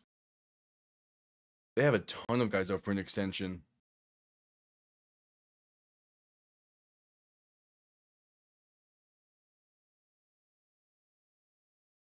Yeah, whenever I decide to like start making those trips and stuff, I'll let people know. It'll probably be like a full year or 2 of doing those, and I'll probably like make a video and stuff out of it and whatnot. We'll see.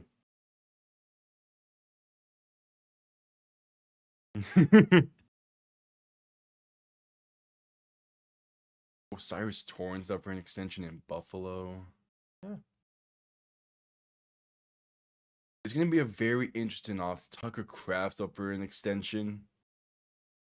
Achan's up for an extension. Yeah, that's gonna be interesting.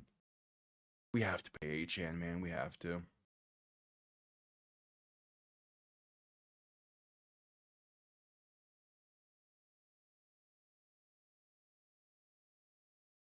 Wait, is this the draft class? I think it is. This is Cam Smith's year. All right. These are out. Yep, that's one way to put it. Second half can be on the way here soon.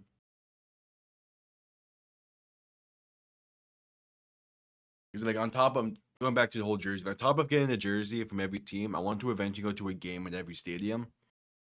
So I have 3 out the way. I have all the Florida ones because I'm located in Florida. Eventually I'll make my way elsewhere. It's just I'm just finding the time to do it and figuring out like the scheduling of it all.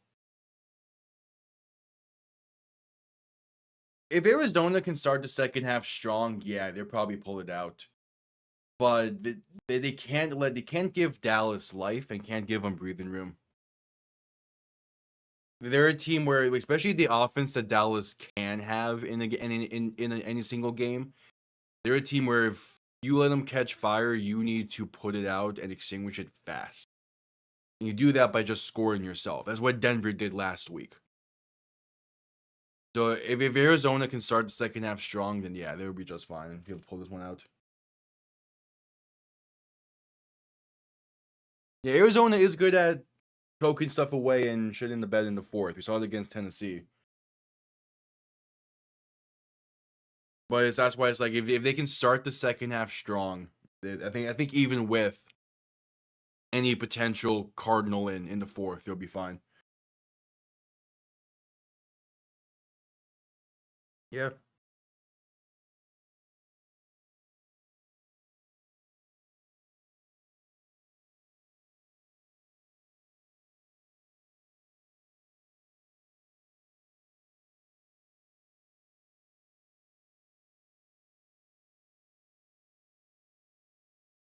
Yeah, they have a lengthy history. It's just the Dallas defense has been rough tonight. It's less about their defense being bad tonight, but their offense has had 0 production. And that has been the issue in the first half for them.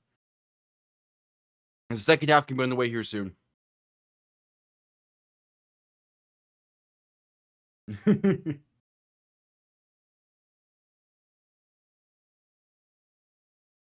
you would,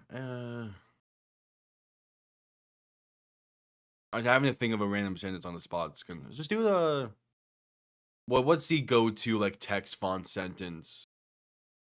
Was a quick fox jumps over the lazy dog or whatever it is.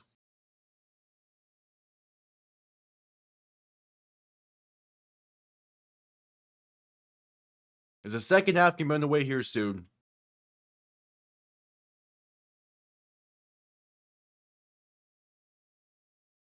Yeah, CD needs to be involved a bit more. George Pickett, they have the talent in the offense to come back in this game.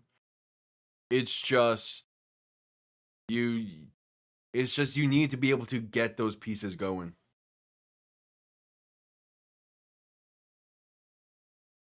Yeah.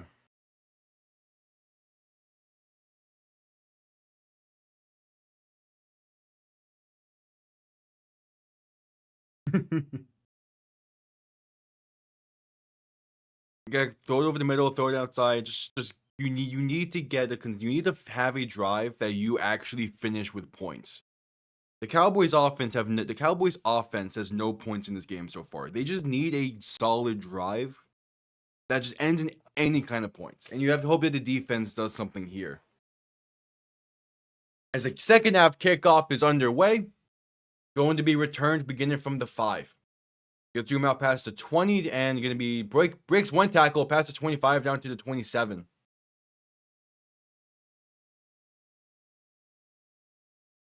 Yeah. Yeah, typing is. I've gotten like pretty used to typing and everything because of the amount of scripts I've written in the past 2 years. But yeah, it's still one of those things where if like my desk is a mess right now, I gotta clean it. I know, but like if I don't have like a proper space, typing is weird for me.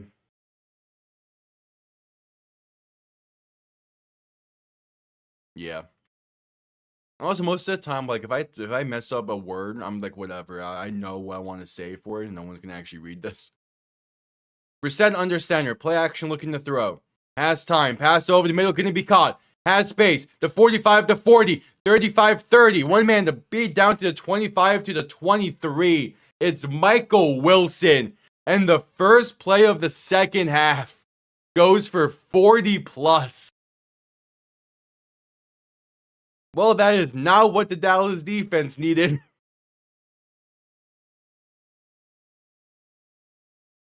That is a strike from Jacoby Brissett.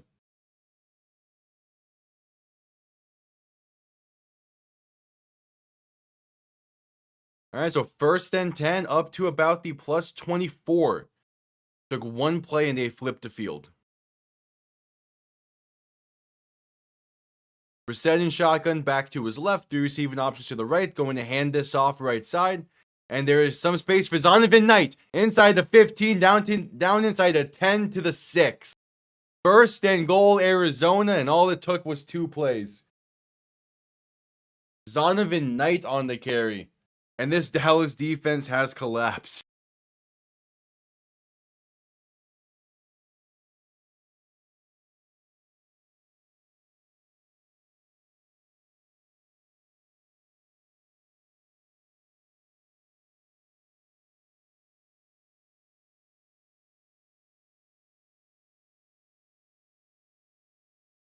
So Brissett under center, back behind him.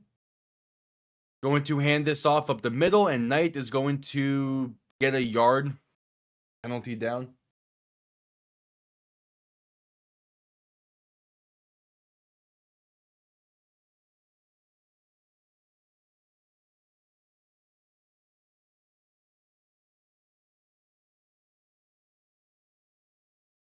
No, the Cowboys pretty much don't have a defense. Illegal formation on Arizona's the penalty can push them back. I think the better question is whose defense actually exists, Dallas's or Cincinnati's? The answer very well might be none of them. I don't even think Micah Parsons fixes the issues with this defense this year.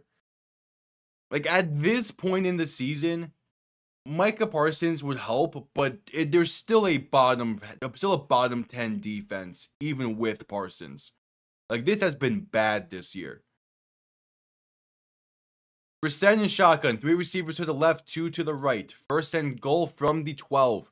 Has time, pass right side, and touchdown Arizona. It's Trey McBride, and they extend this lead. That's how you start a second half strong. 12-yard touchdown grab.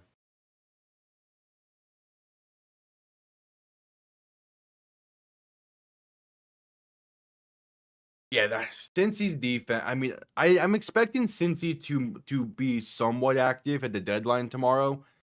Trey Hendrickson needs to be traded. He's not coming back to Cincy next year, and you need to get something out of him.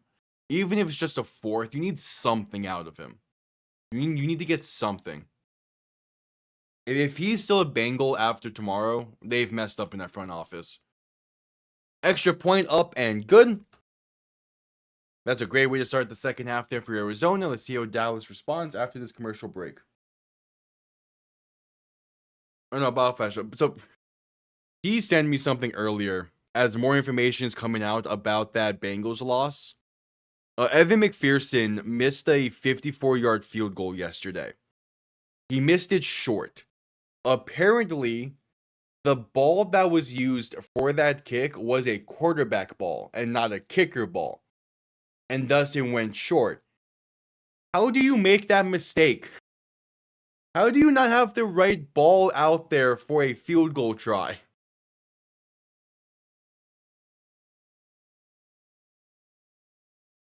I mean, yeah, because if Cincy just focuses on getting a good draft pick, they would need to get lucky to get into the top 5. But if they could, Ruben Bain Jr. is an option in the draft, an edge rusher out of the University of Miami.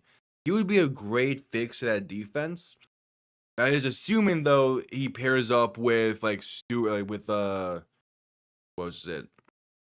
Was Sherman Knight, Trey Hendrickson, and there's someone else that they drafted last year. Part of me is thinking they Stewart, but I know that's not correct.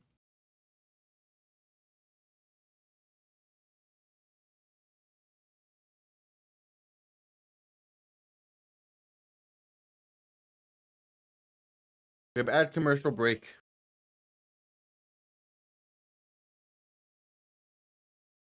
I'm 3 points behind in fantasy now. I need Trey McBride to get 1 more reception. He needs 1 more catch.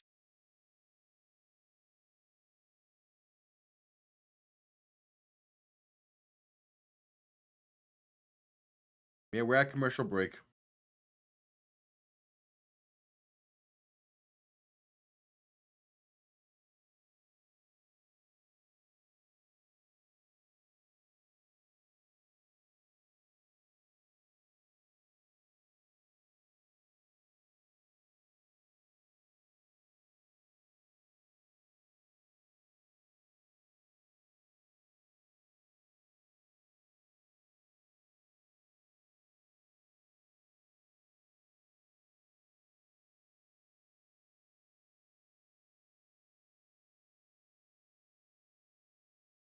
All right, just coming back from a commercial break.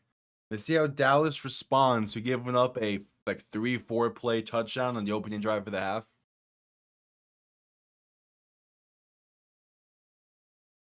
Kickoff underway.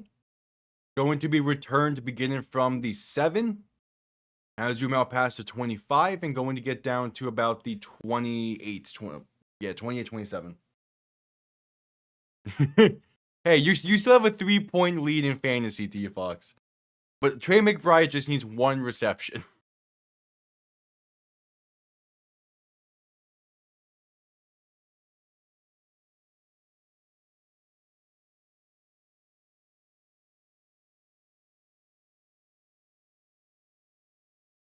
There's still a world where McBride does not get a single more catch the rest of the night.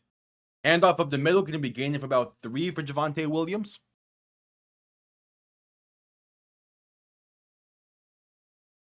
You very well might have lost because of benching Cam Little, which is deserved.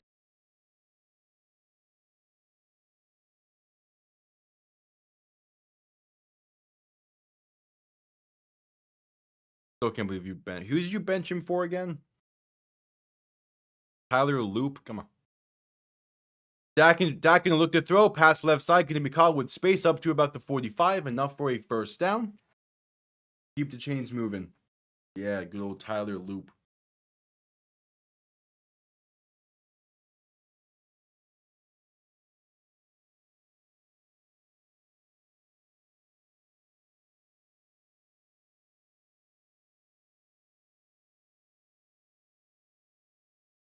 All right, second and...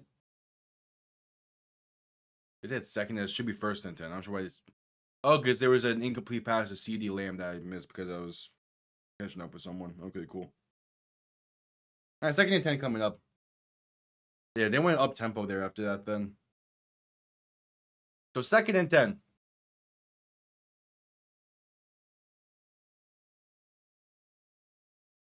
Dak in shotgun, back to his right. 2 receiving options to each side, looking to throw. Has time, pass over the middle, going to be caught with space.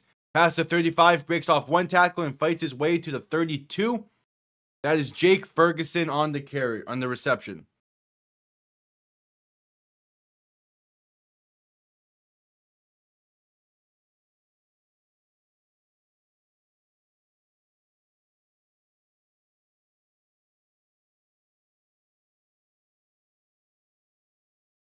So first and 10 coming up. Dak in shotgun, back to his right. Going to send a man in motion towards the backfield as Dak is going to hand this off up the middle. Breaks off 1 tackle behind the line and has space inside the 20 and down to the 17 for Javonte Williams.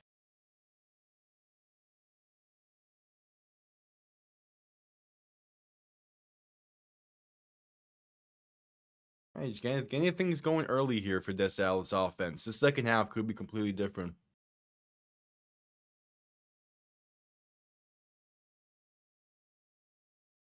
Dak under center, back behind him, 2 receiving options to each side.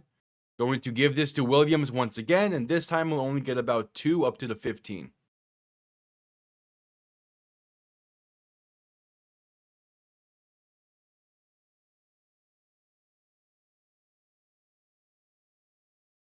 So second and 8 coming up. This drive needs to win in the end zone at this point. It's going great. Your probably best drive of the night.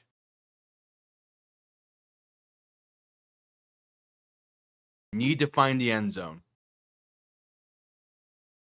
Dak in shotgun, back to his right. 3 receivers to the left. Going to shift the back to his left as Dak looks to throw. Pressure coming. Pass over the middle is high and incomplete. Looking for Jake Ferguson. Couldn't bring it in, and a 3rd and 8 coming up.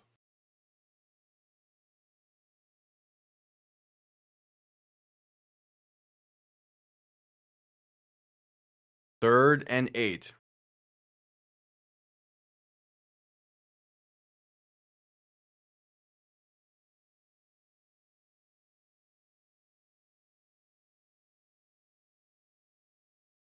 Dak alone in shotgun. 3 receivers to the left, 2 to the right. Looking to throw. Pass over the middle. It's going to be caught and brought down at the 6. It's CD Lamb. That's enough for a first down. He somehow hangs on through some serious contact and keeps these chains moving.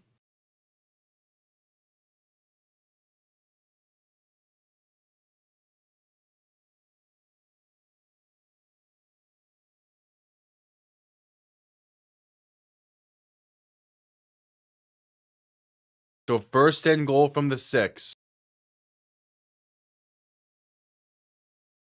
Going to hand this off the middle for about a yard.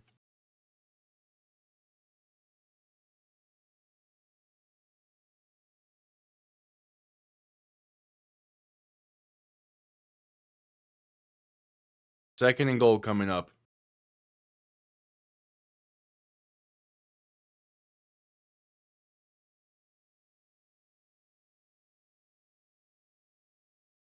Dak in shotgun, back to his right, 2 receiving options to each side. Going to look to throw. Dak with some time, stepping left and sacked back at the 15. It's Josh Sweat once again.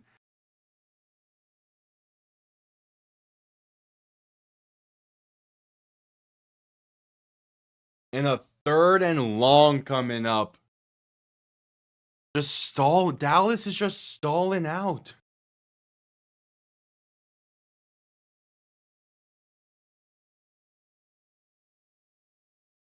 Probably should have been a penalty there against Arizona on George Pickens, though. We'll say that. Dak in shotgun. 3 receivers to the right, 2 to the left. They need 15 yards. If they get close enough, they could go for it. Dak throwing right side, going to be caught and down to the 9. I'm ruling him down at the 8. That's Kevontae Turpin on the reception. Should be in a spot where you go for it now, maybe.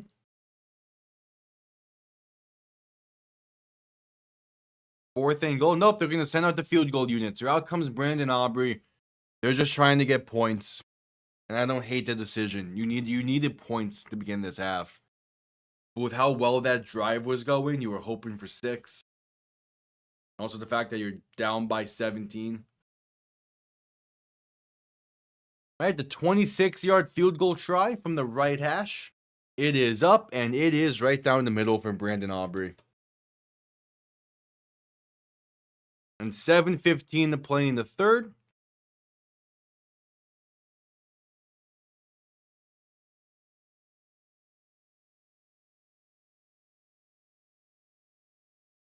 And we head to a commercial break.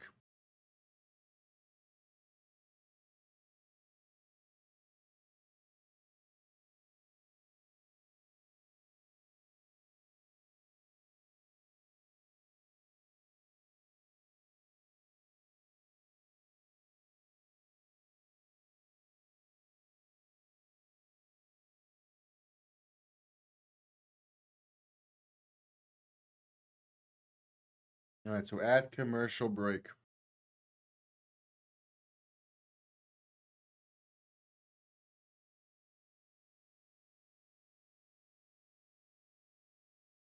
It's just they weren't close enough to realistically go for it. If they got inside the 5, they probably do. But from 8 yards out, it's better percentages say kick the field goal. The percentages say it's better to kick the field goal there. But like that's a case where like if you're like the Lions or a team that goes for it on 4th down a lot, they probably do go for it there. But Dallas at this point was just needing something from their offense.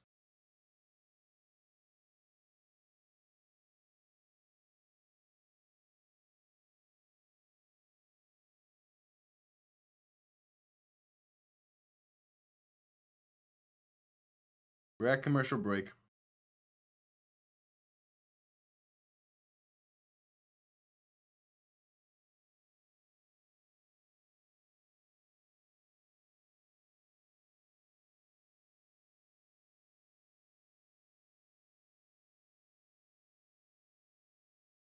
At commercial break.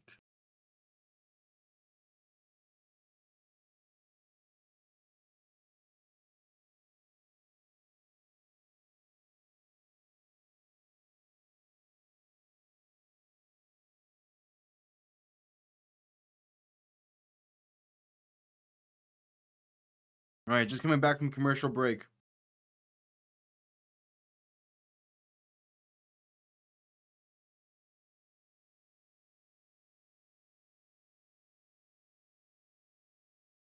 Kickoff underway, going to be returned beginning from the 5. And I zoom out past the 20, 25, past the 30, 35, and down near the 39. Great return. Can set Arizona up nicely.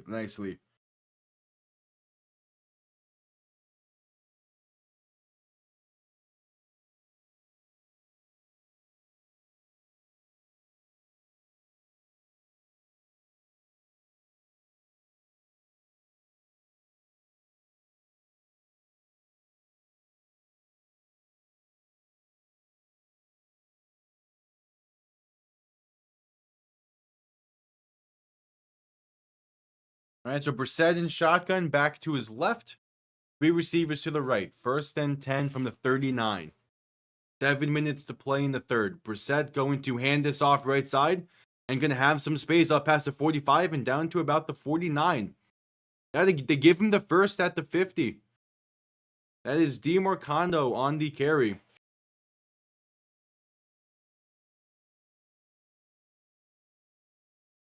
Yeah, that's Jerry Jones' comments from earlier about the trade deadline, which was on the Stephen A. show. What the fuck? Wait, what? That explains why Stephen A. was in the booth. When did Jerry, what? Since when did they have a good relationship? Brissett under center, back behind him. Handoff up the middle. That's going to be DeMarcando once again. Now going to bounce it out right side. Has space up to the 40. Should be another first down carry there.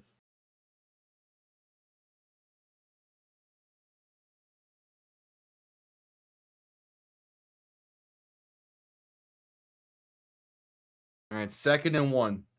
They're ruling him just shy.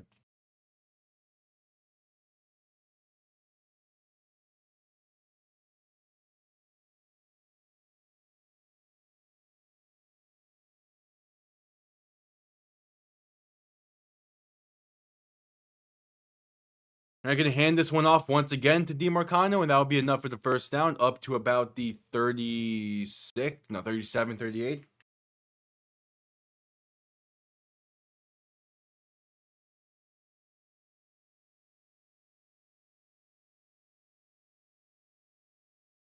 Okay, Stephen A. has said a lot of dumb stuff. I have to respect him and the way he's handled things at ESPN and just like the business side of things. But like as an actual like talking head and media personality, it's he's been very hit or miss with things. Brissett rolling right, looking to throw in 1st and 10, gonna just throw this one away right side. Like he's just been very hit or miss with some of his stuff he said. Like dude, he's had moments where he's legitimately funny and it's like it's like fun online and all that. His Stephen A. show can be good at times. But then he has some takes where it's just like you can tell he has now watched a single minute of has now watched a single minute of whatever sport he's talking about, and it's just wanting him to shut up. Brissett in shotgun, back to his left, gonna look to throw in 2nd and 10. Pass left side, caught by Marvin Harrison Jr. and has space down the sideline. Makes one man miss and gets tripped up at the 13. I mean, in theory, the Cowboys can still come back, but with how their defense is playing tonight, I'm going to say no. And that this game is pretty much writing on the walls at this point, especially if Arizona finds the end zone again. He probably was. Stephen A. likes, can at times push just what general media is talking about. And they're saying that Harrison Jr. stepped out of bounds at the 21. So 1st and 10. Brissett in shotgun. Brissett under center, back behind him. Gonna toss this right side. Has some blockers, trying to find some space. Gonna get about a yard up to the 20. It depends on if Arizona decides to collapse, if this defense can make a stop, and not just like field goal stop, but like proper force a punt.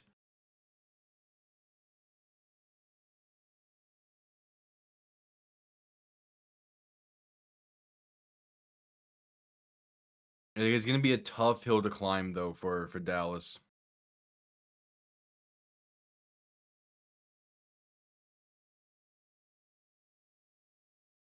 So 2nd and 9. Brissett in shotgun, back to his right, 3 receivers to the left, going to hand this off to DeMarcano up the middle, and that's a gain of about 4.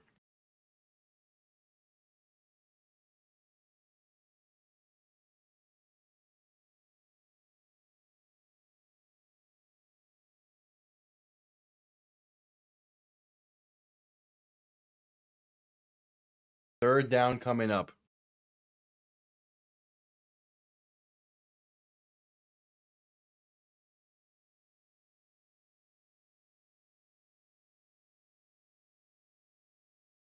Third and 5 coming up.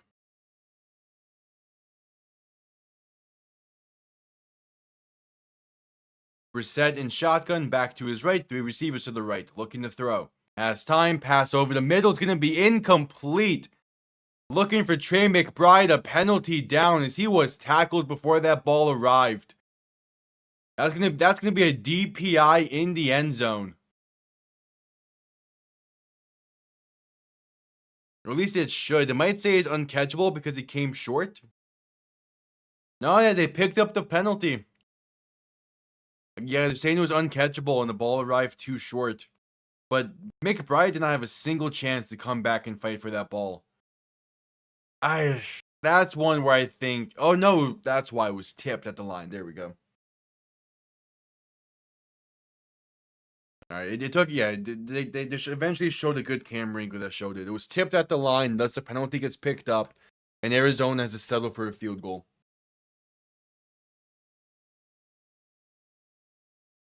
34-yard kick from the left hash to make this back to a 17-point game. It is up, and it is right down the middle.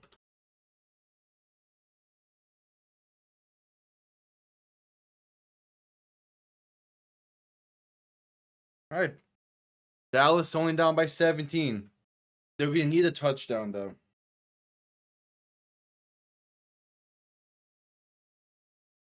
They're going to need a touchdown on this drive. You cannot be settling for field goals anymore. We're at commercial break.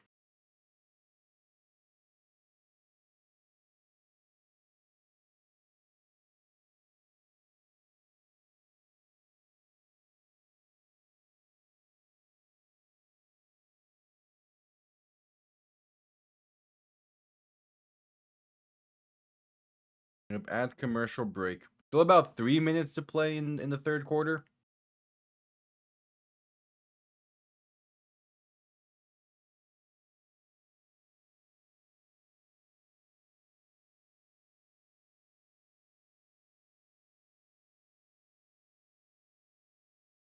Yep, at commercial break.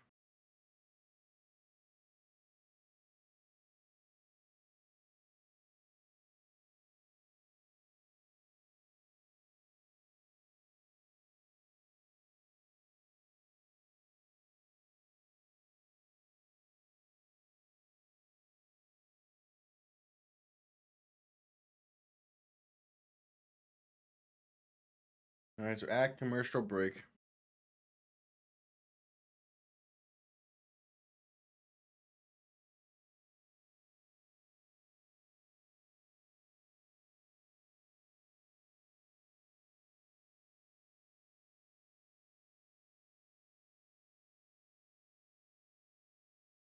Still at commercial break. Wait, is that an Uno edition for the NFL? Oh my god, they made NFL Uno.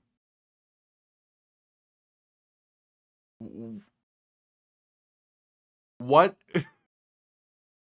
Why? What? Nah. Nah, nah.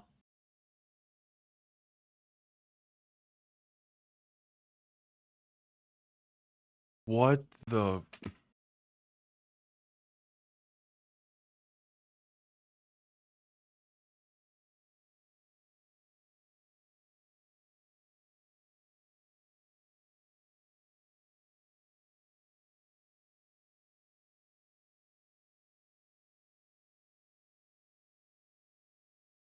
Why is there booster packs for Uno? What is this? Kickoff underway. Going to be returned beginning from inside the 10 at the 8. Has zoom out past the 25 and down to about the 27.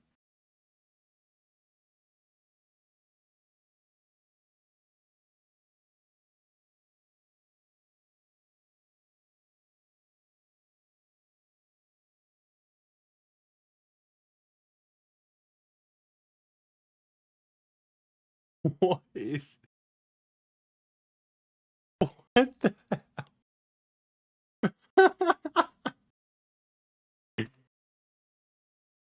It's called Uno Elite, and there's some weird thing to this.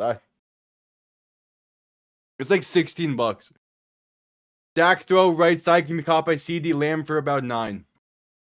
Yeah, I'm looking at it on Target.com. What? What? Why does Alan Lazard have a card?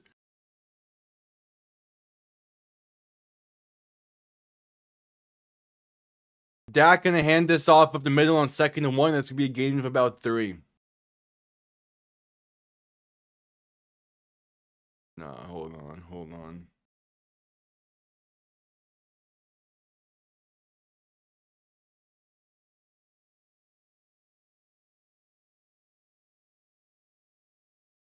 Dak in shotgun looking to throw in 1st and 10. Has some time, rolling to his right. Throw in right side. Has a man open. That's caught along the sideline. The 30, 25. Inside the 20 and down to the 19. That's CD Lamb on the reception. Read the QR code again. There we go.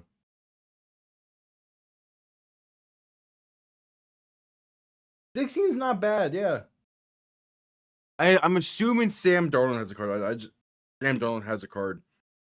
I just pulled up the full collection because there's a QR code on the back of the box that shows all of them. We're gonna go through some of these during the next commercial break. Dak in shotgun back to his right. 3 receivers to the left. A minute to play in the 3rd. And a timeout will be called with 8 seconds left on the play clock. Arizona calls their first.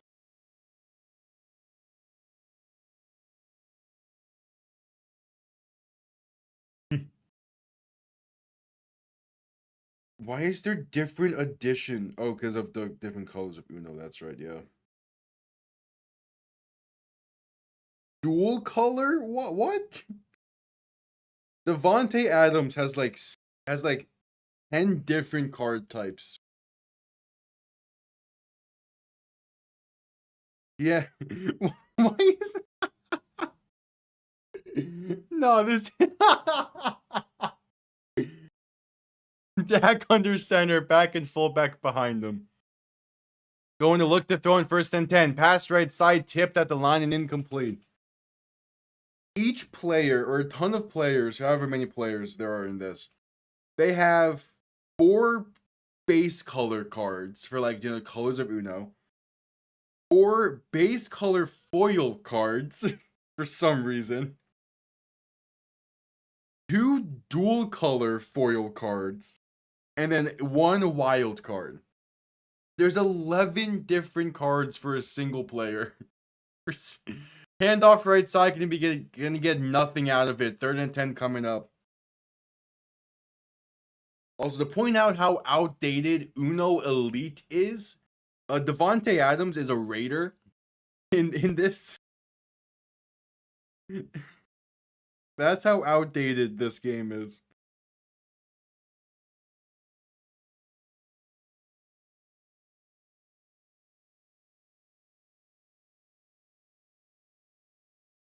Why is there so much? 3rd and 10, the pass left side can be caught by CeeDee Lamb. Gets up to about the 21 for a gain of 7.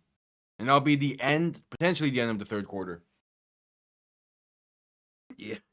And then, like, each player has, like, a special, like, Uno-related event to them, it seems. So, like, the Josh Hines Allen is also, like, a reverse card. Devontae Adams is a +2. I don't know what Jordan Addison is supposed to be. Nelson Aguilar is a +1. Yeah, that's the end of the third quarter. 15 minutes remain. We're at the point of this game where I'm looking through Uno Elite cards for some reason. Josh Allen has, like, something and also a skip, I think. Is that +3?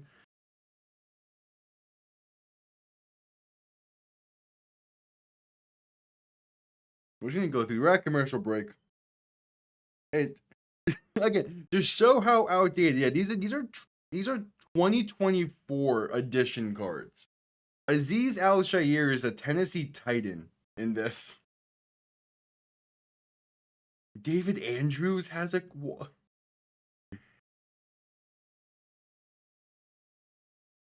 Tutu Atwell got what?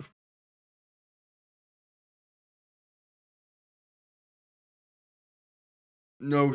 Okay, no, this might be insane. Tyson Bagent has a card in this. What? Why does Tyson Bagent have Uno cards? What is this? I need to buy this.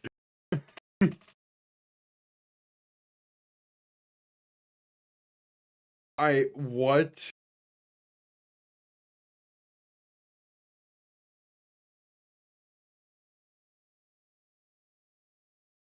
Because it's not an every player thing. Anthony Barr has a card series. Who is Carlos Basham Jr.? And why does he have Uno card? We're still at commercial break.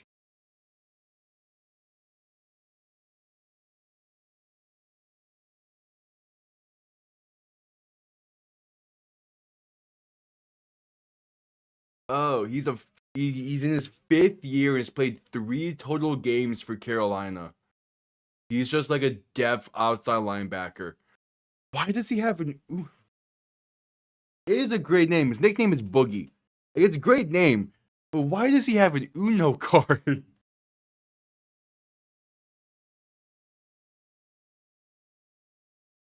Tyler Bass makes sense. Andrew Beck, sure. Pretty sure he's the fullback over there in Houston.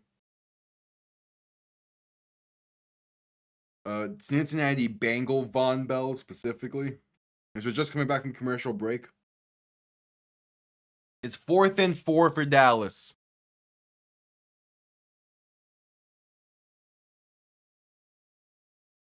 And their offense will stay on the field. Dak and shotgun back to his left. 3 receivers to the right. Ball on the +21, looking to throw. Dak with time.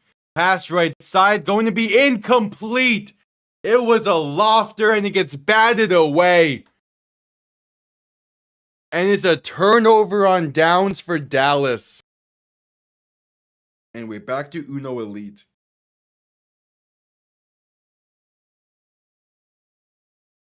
Terrell Bernard, okay.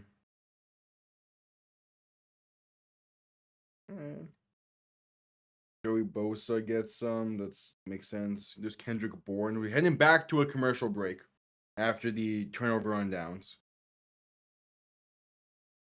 Keyshawn Booty got some cards. Brian Branch.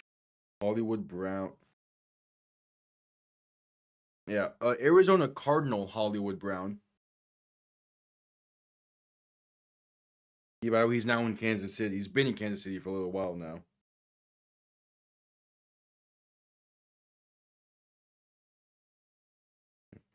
DeForest Buckner. I'm still in the B's, by the way. I haven't gotten to the potential for Sam Darnold yet. I'll get there eventually. I want to see all of these. Traylon Burks has some cards, Uno cards. Hell yeah. I haven't gotten to Darnold yet. I'm going through these in order because I want to see all of it. Okay, if for some reason Creed Humphrey jumps in here, then goes back to the C's for Derek Carr.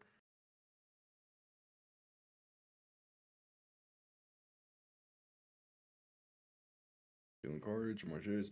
Also, like the different, like there's the base color, the dual color, and then the wild. Each of them have a different player image as well.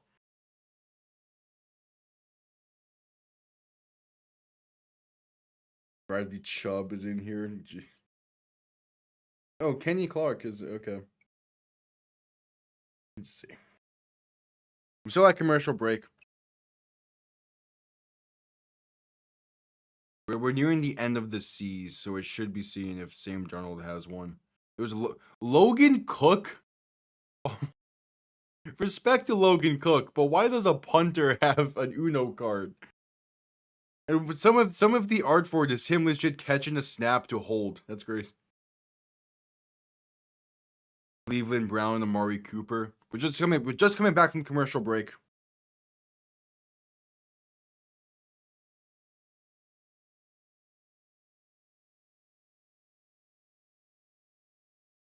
Levante David. Sam Darnold does not have Uno cards, but Tommy DeVito does. Brissett in shotgun back to his right. 2 receivers to each side. Ball on the 22. Play action looking to throw. Brissett rolling right, passing right. Going to be caught and going to fight his way to about the 29. That is Trey McBride on the reception. So I'm assuming this Uno set was made before the start of 2024. So that would explain why Sam Darnold does not have Uno cards, but Tommy DeVito does. Michael Dixon has Uno cards though. 2nd and 3 coming up. AJ Dillon has Uno. Yeah, because this definitely is before the start of 2024.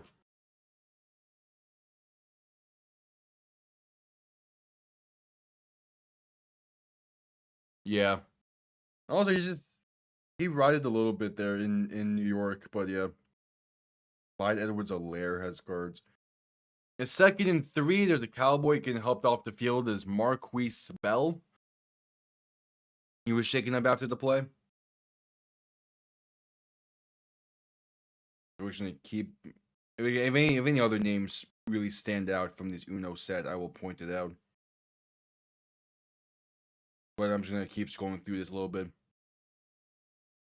Oh, there's Sauce Gardner with one. They have both his nickname and his first name.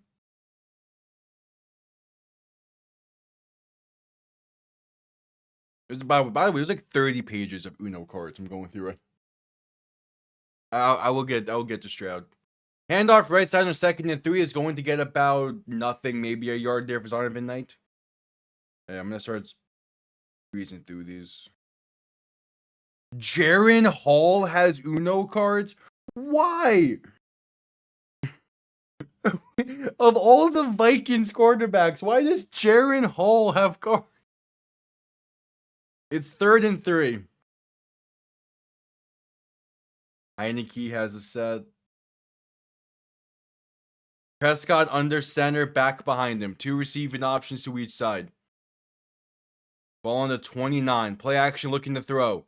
Pressure coming. Brissett is sacked.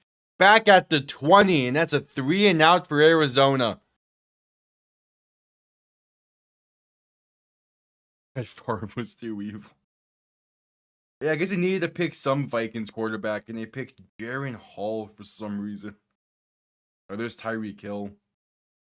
And Taysom Hill.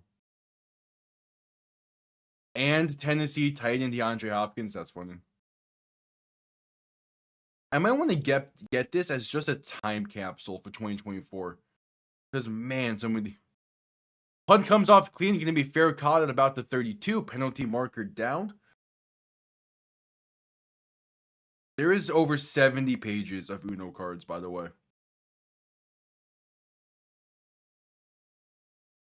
Yeah, I'm going to just start breeze running through these.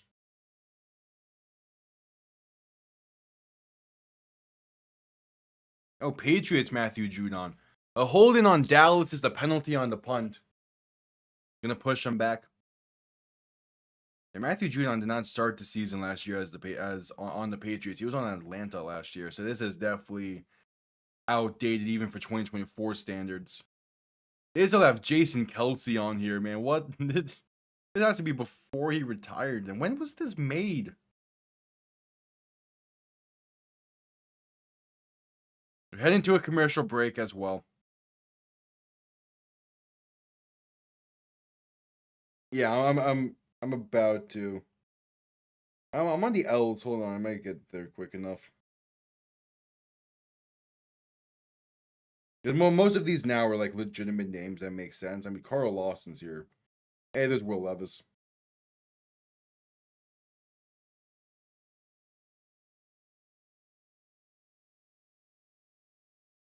Jordan Love and Julian Love back to back.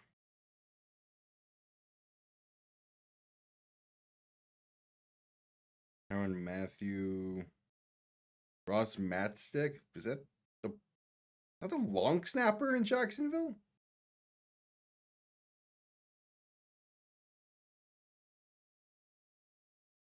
We're at commercial break. For those just tuning in again, I am it was a commercial for something called Uno Elite in between quarters, and I am looking through all the cards because I'm curious. There is a ton for some reason. Hey, Luke Musgrave has some cards. Alright, we've reached the ends. There does not seem to be a lot of players with the last name beginning with N on this. Yep, very straight to. Yeah, I'll check for JSN as well. There's the O's. Checo, Parsons. They're on Payne.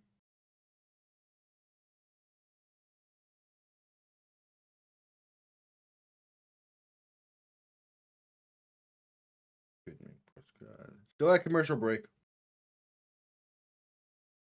Yeah, Ramsey gets some love. Jalen Rager for some reason. Anthony Richardson's on here.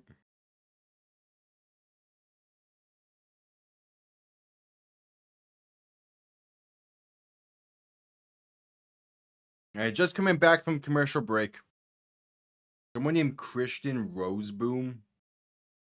Badass name. Dak and shotgun back to his left. 3 receiving options to the left as well. Send a man in motion left to right as Dak will look to throw.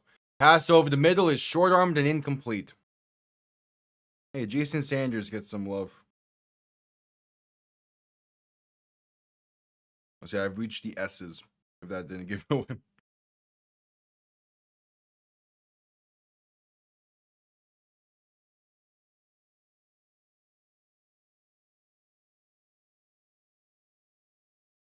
Clay Slayton. All right, here's Devontae Smith, Roquan Smith, Geno Smith, Harrison Smith. A lot of Smiths. Treated Tajay Spears. Dak gonna keeping himself up the middle for a gain of about 8. Yeah, so JSN does not have cards in the 2024 edition of Uno Elite.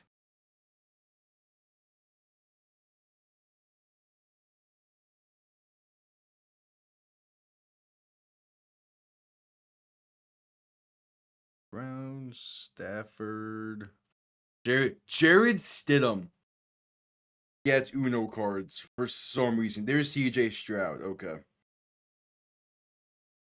So CJ Stroud does have, but so does Jared Stidham for some reason.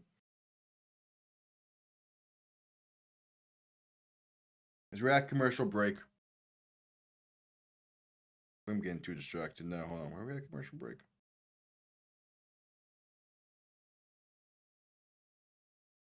Oh, injured Cardinal. That's why. Injury timeout. Okay. It was a 6-yard carry for Dak Prescott in the previous play.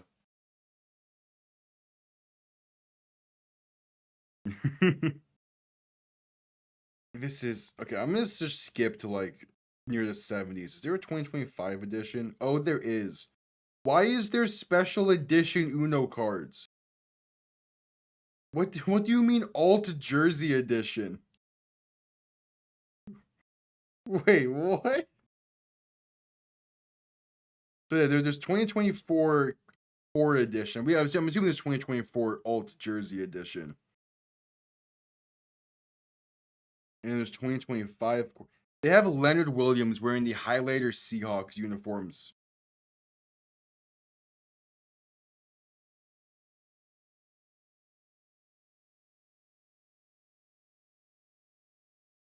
I'm gonna try and find the base edition of 2025 to see if see if Darnold's there.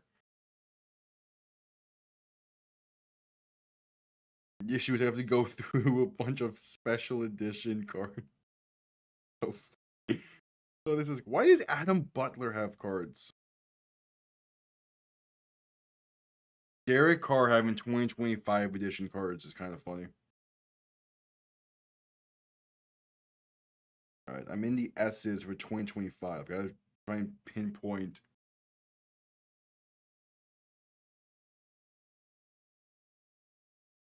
They also added like 3 cards to every specific player now as well for some reason.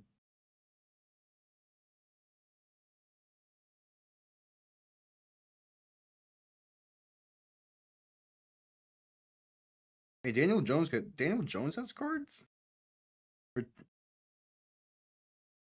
All right, 3rd and 4 for Dallas. Dak in shotgun. Looking to throw. Has time. Pass over the middle. Gonna be miraculously caught for a gain of 6. Hell of a grab there. I found the correct section, but I'm not at the correct section of said section. I'm 1 page ahead of where he would be.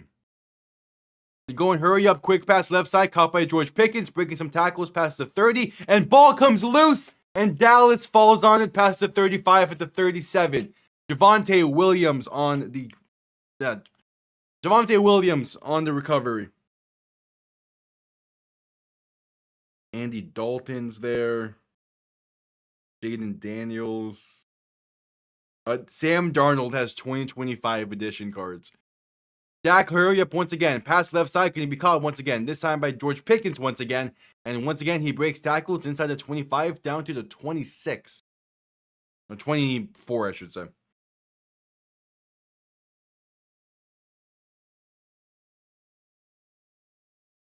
But yeah, Sam Darnold has Uno cards. So does Divine Diablo, and I kind of love that. 1st and 10 coming up for Dallas. And we have an injured Cardinal. James Winston, Xavier Worthy. Yeah.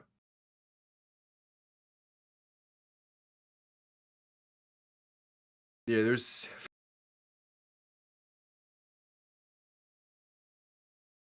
1st and 10 for Dallas. This is why is there so many?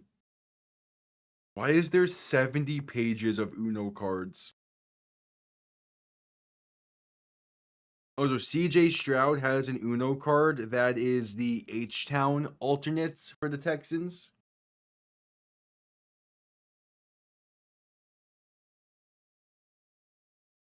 What does it mean to power block? What is this?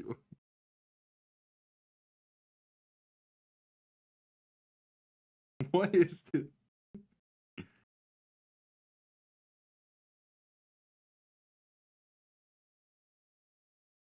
This is wow. This is $16. I've never seen an Uno that has like training cards. This is essentially an Uno trading card game. Handoff on 1st and 10. Has space inside the 15. Breaking tackles inside the 10 and down to the 5. Javonte Williams on the carry. The NFL is very strict in terms of actually going live and showcasing the game. All those channels you see that are showing game are just bot channels. Unless I want to risk the channel and copyright strikes and stuff, I'm not allowed to show the game. As the pass on 1st and goal goes to the left, and it's going to be a touchdown for Dallas. They cut into this deficit. It is Ryan Flournoy to make this a potential 10-point game with 10:51 to play in the fourth. The viewer count does not matter. YouTube has a bunch of automated systems to check stuff. They would see that I'm actually showing the game and would instantly cause action. The NFL is very strict in terms of like actual live showing the game. I can get away with like highlights and stuff afterwards. I still get claims, but at least it's not strikes. I'm pretty sure Stream East was completely shut down, but whatever. Yeah, I can only do what I can here.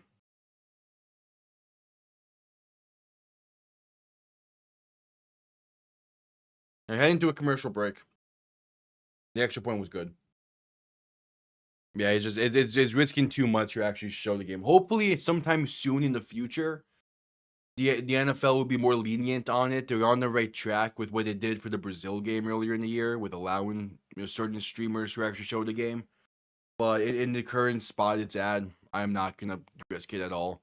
And also, I'm watching through an iPad right now because YouTube TV and Disney are having mess ups. I wouldn't be able to show the game anyway because my setup right now is just not how it normally is.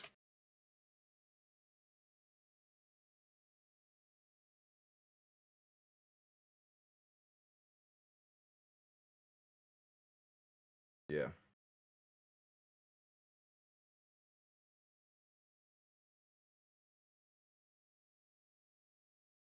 Yeah, most sites like that, they do have some weird ads, but that you have to deal with that if you're not gonna actually work up the money. There probably is. It's just that the ad blocker and stuff gets in the way.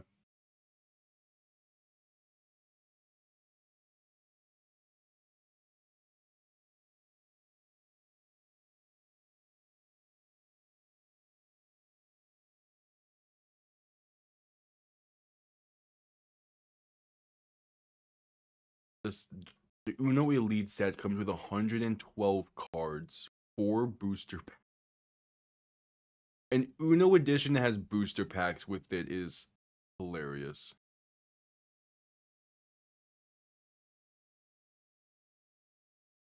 There's a different edition for all the alternate jerseys.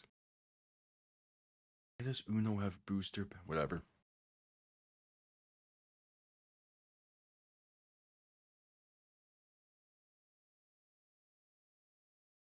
Yeah. I don't care enough about the other open links. I'm the only one that like if it's a game that I truly care about, I just deal with it. It's a whatever thing for me.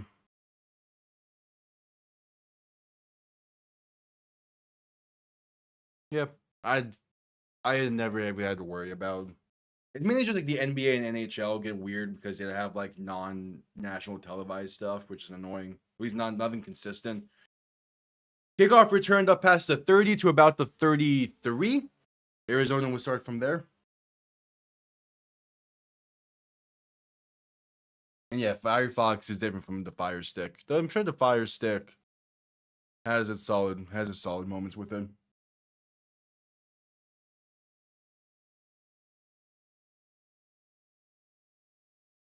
Yeah. But again, it's something where like it's a regular season hockey or basketball game. I'm fine with it buffering a little bit.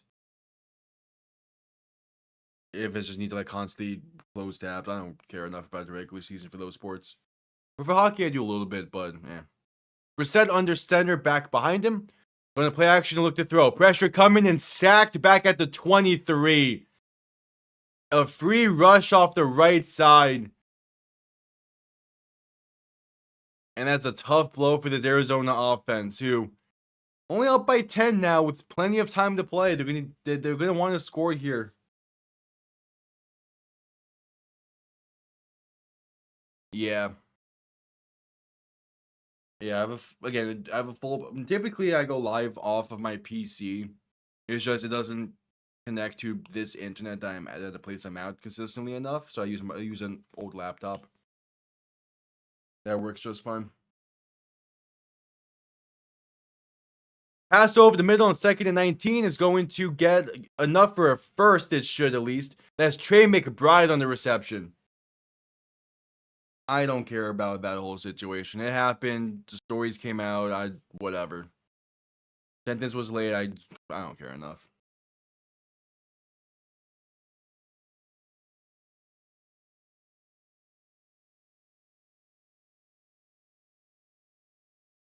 It was one of those things where in the moment everyone was talking about it, but once like the sentencing happened, it's so whatever.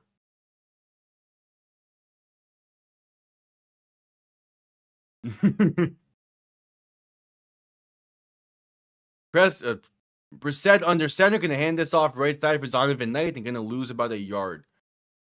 9 minutes to play in the game.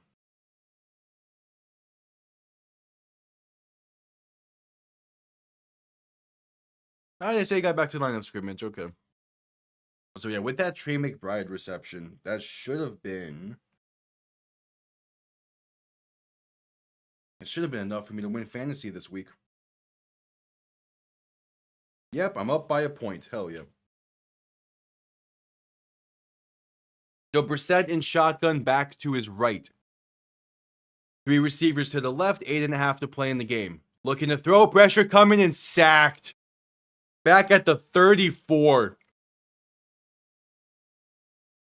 But that's another free rusher this time off the left side. A nice corner blitz. And it's a 3rd and long for Arizona. If they blow a 17-point lead in 1 quarter, man. Wait, what? I'm not. That's what.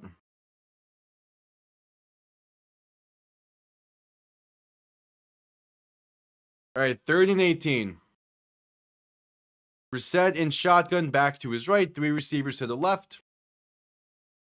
Going to look to throw. Brissett with some time. Rolling to his right to buy more. Penalty down, and they whistled this play dead kind of late. I assume it's a false start in Arizona, but they blew that play dead late compared to when it was snapped.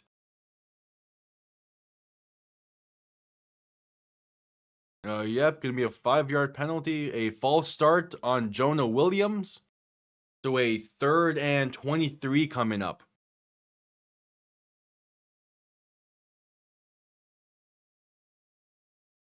I'm gonna probably make my way out to like a Target or somewhere this week then and see if they have a copy of Uno Elite. I want to get my hands on this. This could be a video during the off season. It's like somewhat of a joke video. 3rd and 23. Brissett in shotgun back to his right. 2 receivers to each side, looking to throw. Pressure coming quick. Pass left side going to be caught for a halfback screen that loses a yard. And Dallas has some life, only down by 10 with 7:45 to play. If they can score relatively quick on this next drive and keep all their timeouts, they're setting themselves up really nicely.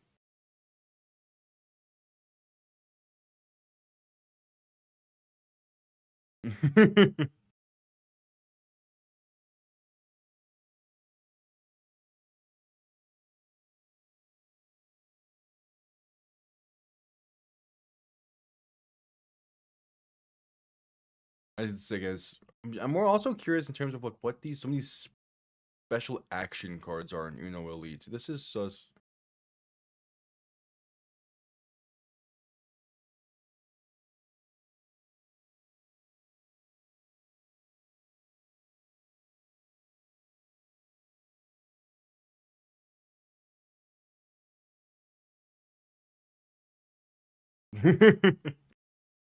Yeah, I get that.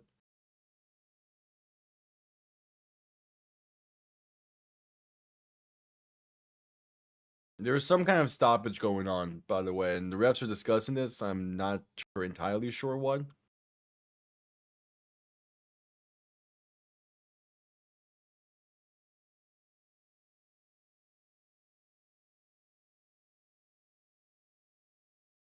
There's still 7:45 to play in the game. They're taking their time with this.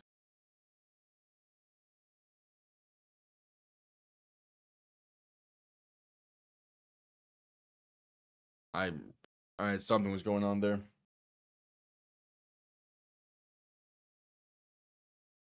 But Arizona's gonna have to send this one away. A 4th and 23.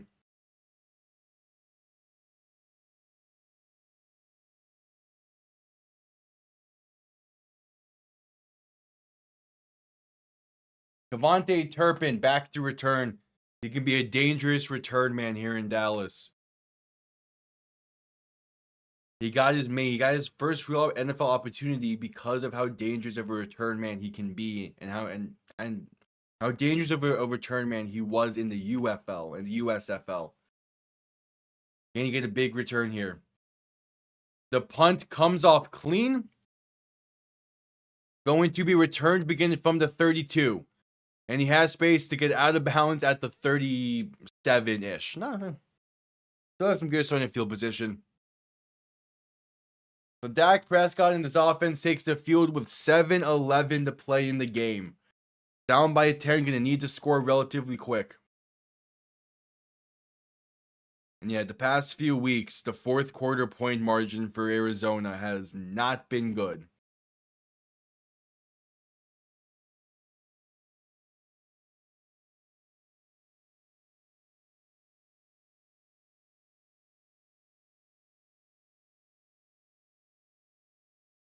All right, so Dak in shotgun back to his left.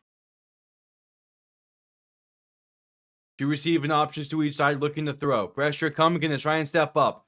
Going to take it himself up to about the 42. All right.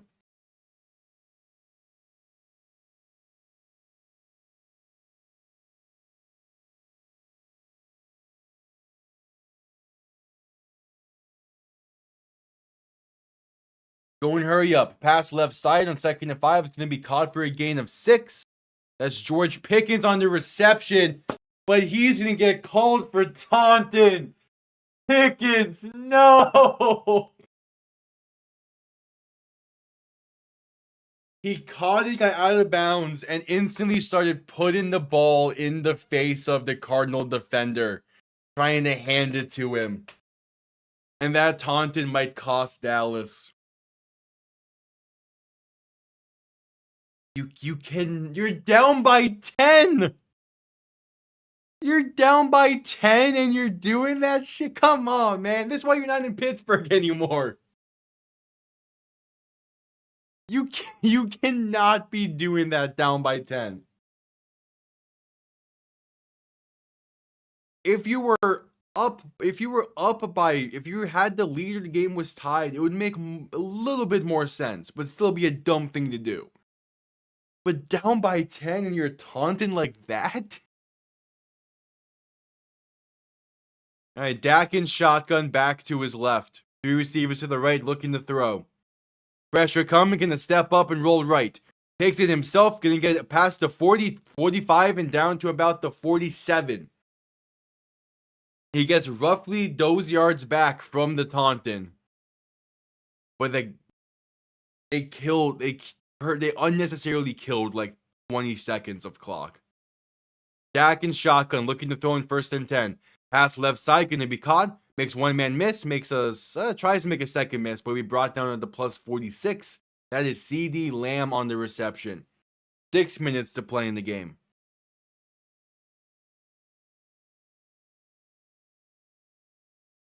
2nd and 3, rolling the gain of 7.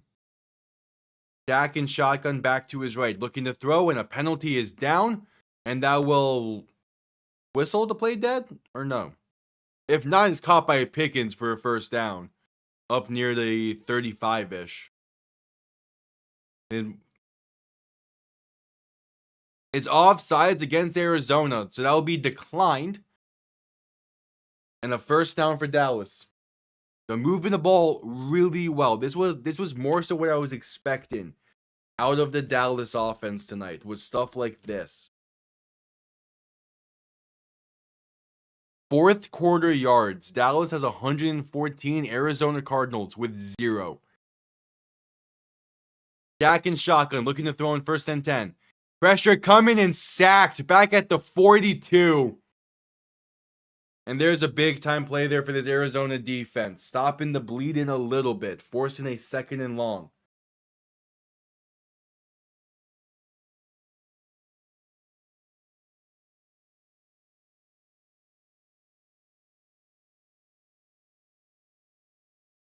So now it's 2nd and 16. Dak and shotgun back to his left. 3 receivers to the right looking to throw.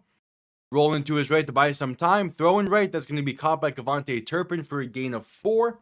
Makes it as 3rd and 12. It was Walter Nolan on the sack on the 1st down play.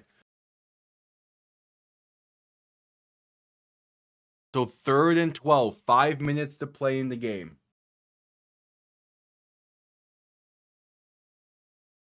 Dak and shotgun back to his right. 2 receivers to each side, changing up the tempo once again. Went back into the huddle for this one. Dak throwing right side, going to be brought down at the line of scrimmage for no gain. Ball came loose. If that's ruled a fumble, it's Arizona ball, and that's a game-changing play. They send pressure quick off the right side, a nicely dialed up corner blitz. Forced a quick pass out to the right to Javonte Williams. That is a fumble. The ball comes loose. The only other question I would have is Budda Baker out of bounds at all while he touches this ball? And if he is, do they have possession before he touches it out of bounds? They would. They do. So Arizona forces a key turnover with 4.5 to play in the game. And man, Dallas was looking like they were going to make that push and potentially make that comeback. But that fumble might have just sealed it.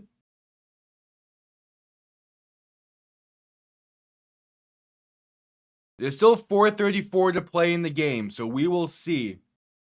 But that is a game-changing play.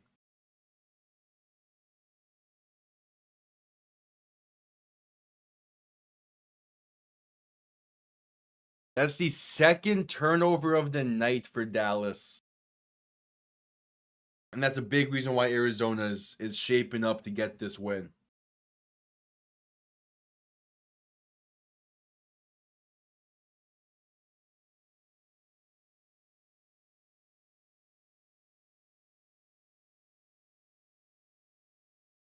So 1st and 10.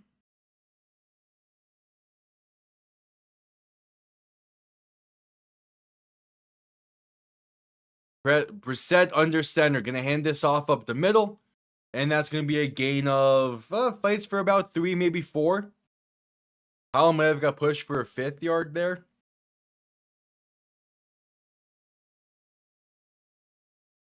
It's Arizona. If Arizona makes one costly mistake and if they fumble themselves, it brings life back into Dallas. It's unlikely, but there's still that very small possibility.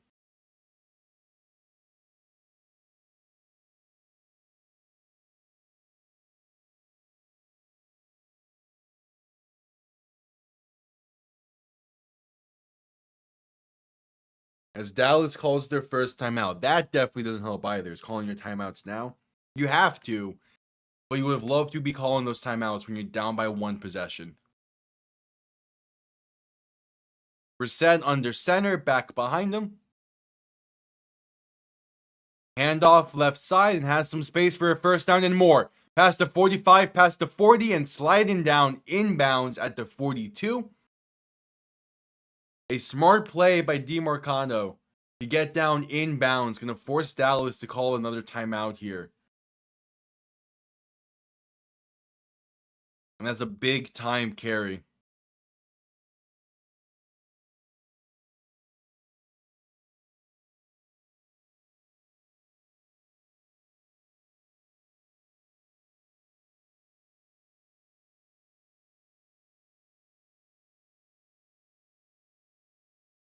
Yep, Dallas calls their second timeout. 4:17 to play in the game.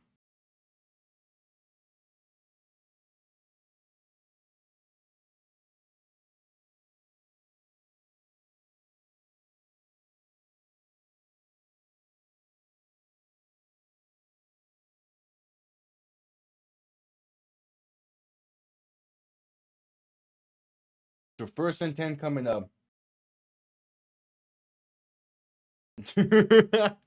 Damn. Yeah, it's one of those games. Brissett gonna hand this off right side for DeMarcano once again, and this is a gain of about a yard, but he gets down inbounds, and Dallas will call their final timeout. Arizona is roughly 2 to 3 first downs away from killing the rest of this clock.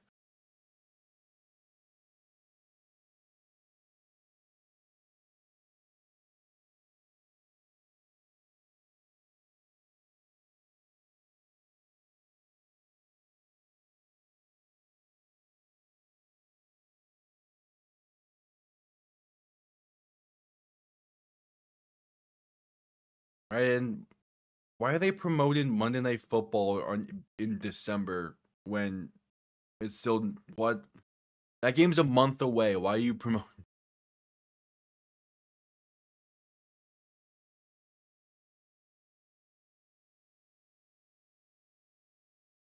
All right, 4:10 to play. Is 2nd and 8 coming up.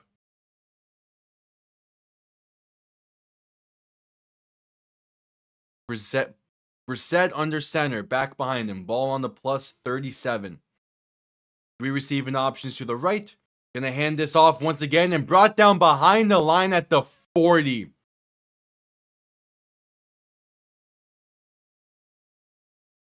A loss of 3 and a 3rd and long coming up. Okay, that's great. I get it, but that's great.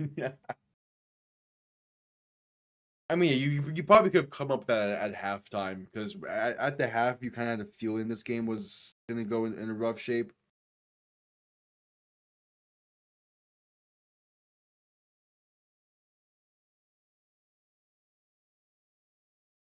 So 3rd and 12, under 3.5 to play in the game.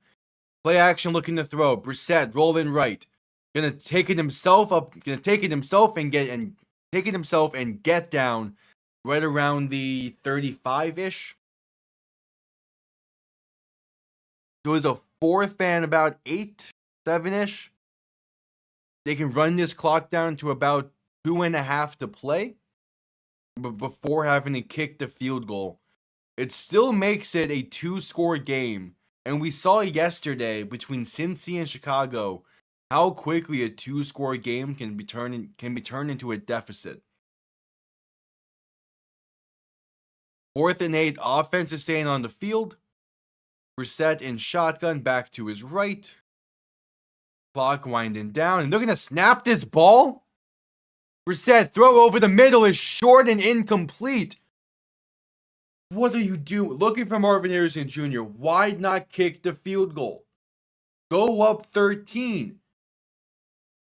Why? What? Because Dallas now can play this completely different than if they were down 13. You're giving them the opportunity to just get 15, 20 yards and kick the field goal before going for the onside kick. They no longer need a touchdown on this drive. What? They must have not felt like they were in field goal range, which is kind of crazy considering that it would have been like a 50, 52-yard kick. Dak pressure coming on 1st down, and he is sacked. Okay, instantly make me eat the words. That'll bring us to the 2-minute warning. Calais Campbell, one of a few Cardinals to get home there, as Dak Prescott was surrounded. They're gonna go hurry up. Dak looking to throw, deep shot, right side, and that is well overthrown and incomplete. And now we head to the 2-minute warning before 3rd and 18. Oh, yesterday is when it was? Okay. Okay. That's still funny. Like, that's so funny, like, preemptively coming up with a loss graphic for that. I get it, though. As a Dolphins fan, I've been entering weeks being like, okay, who are the players who, like, what, like, being like, all right, how are we going to lose this one?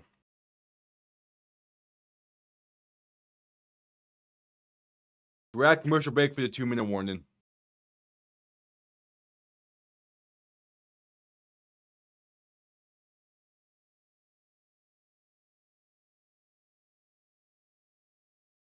Yeah, you know what I meant there.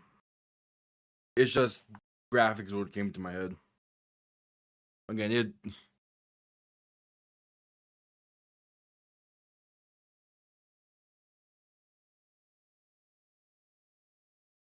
all right, at commercial break for the 2-minute warning.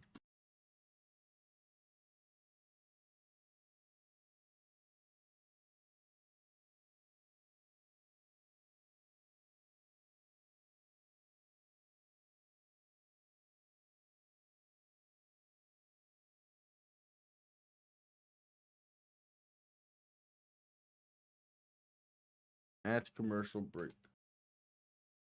A 3rd and 18. Yeah, I mean, you don't need it all in one play. That's the good thing. You can focus on just getting it closer for a more manageable 4th. But if you don't pick up a first down here, it's the game. These next 2 plays are going to decide the game, or help shape the rest of this game.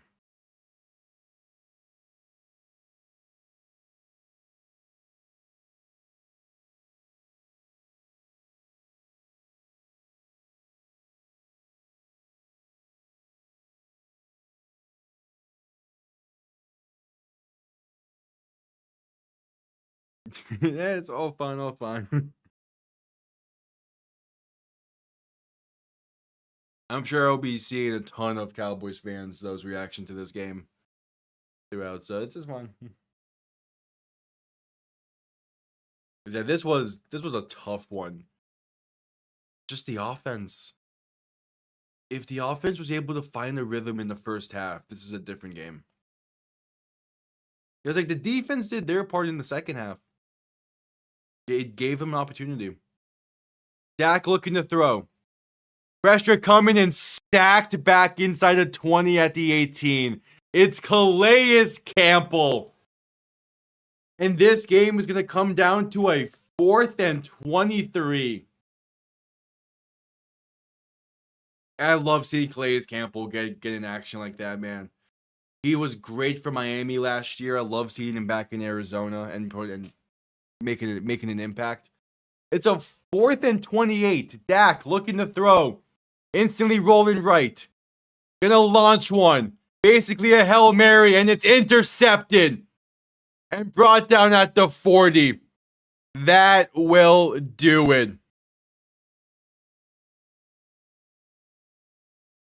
The Arizona defense had their best game of the season. And the Cardinals will move to 3-5. That is a big time win for Arizona. This might be their best complete game of the year.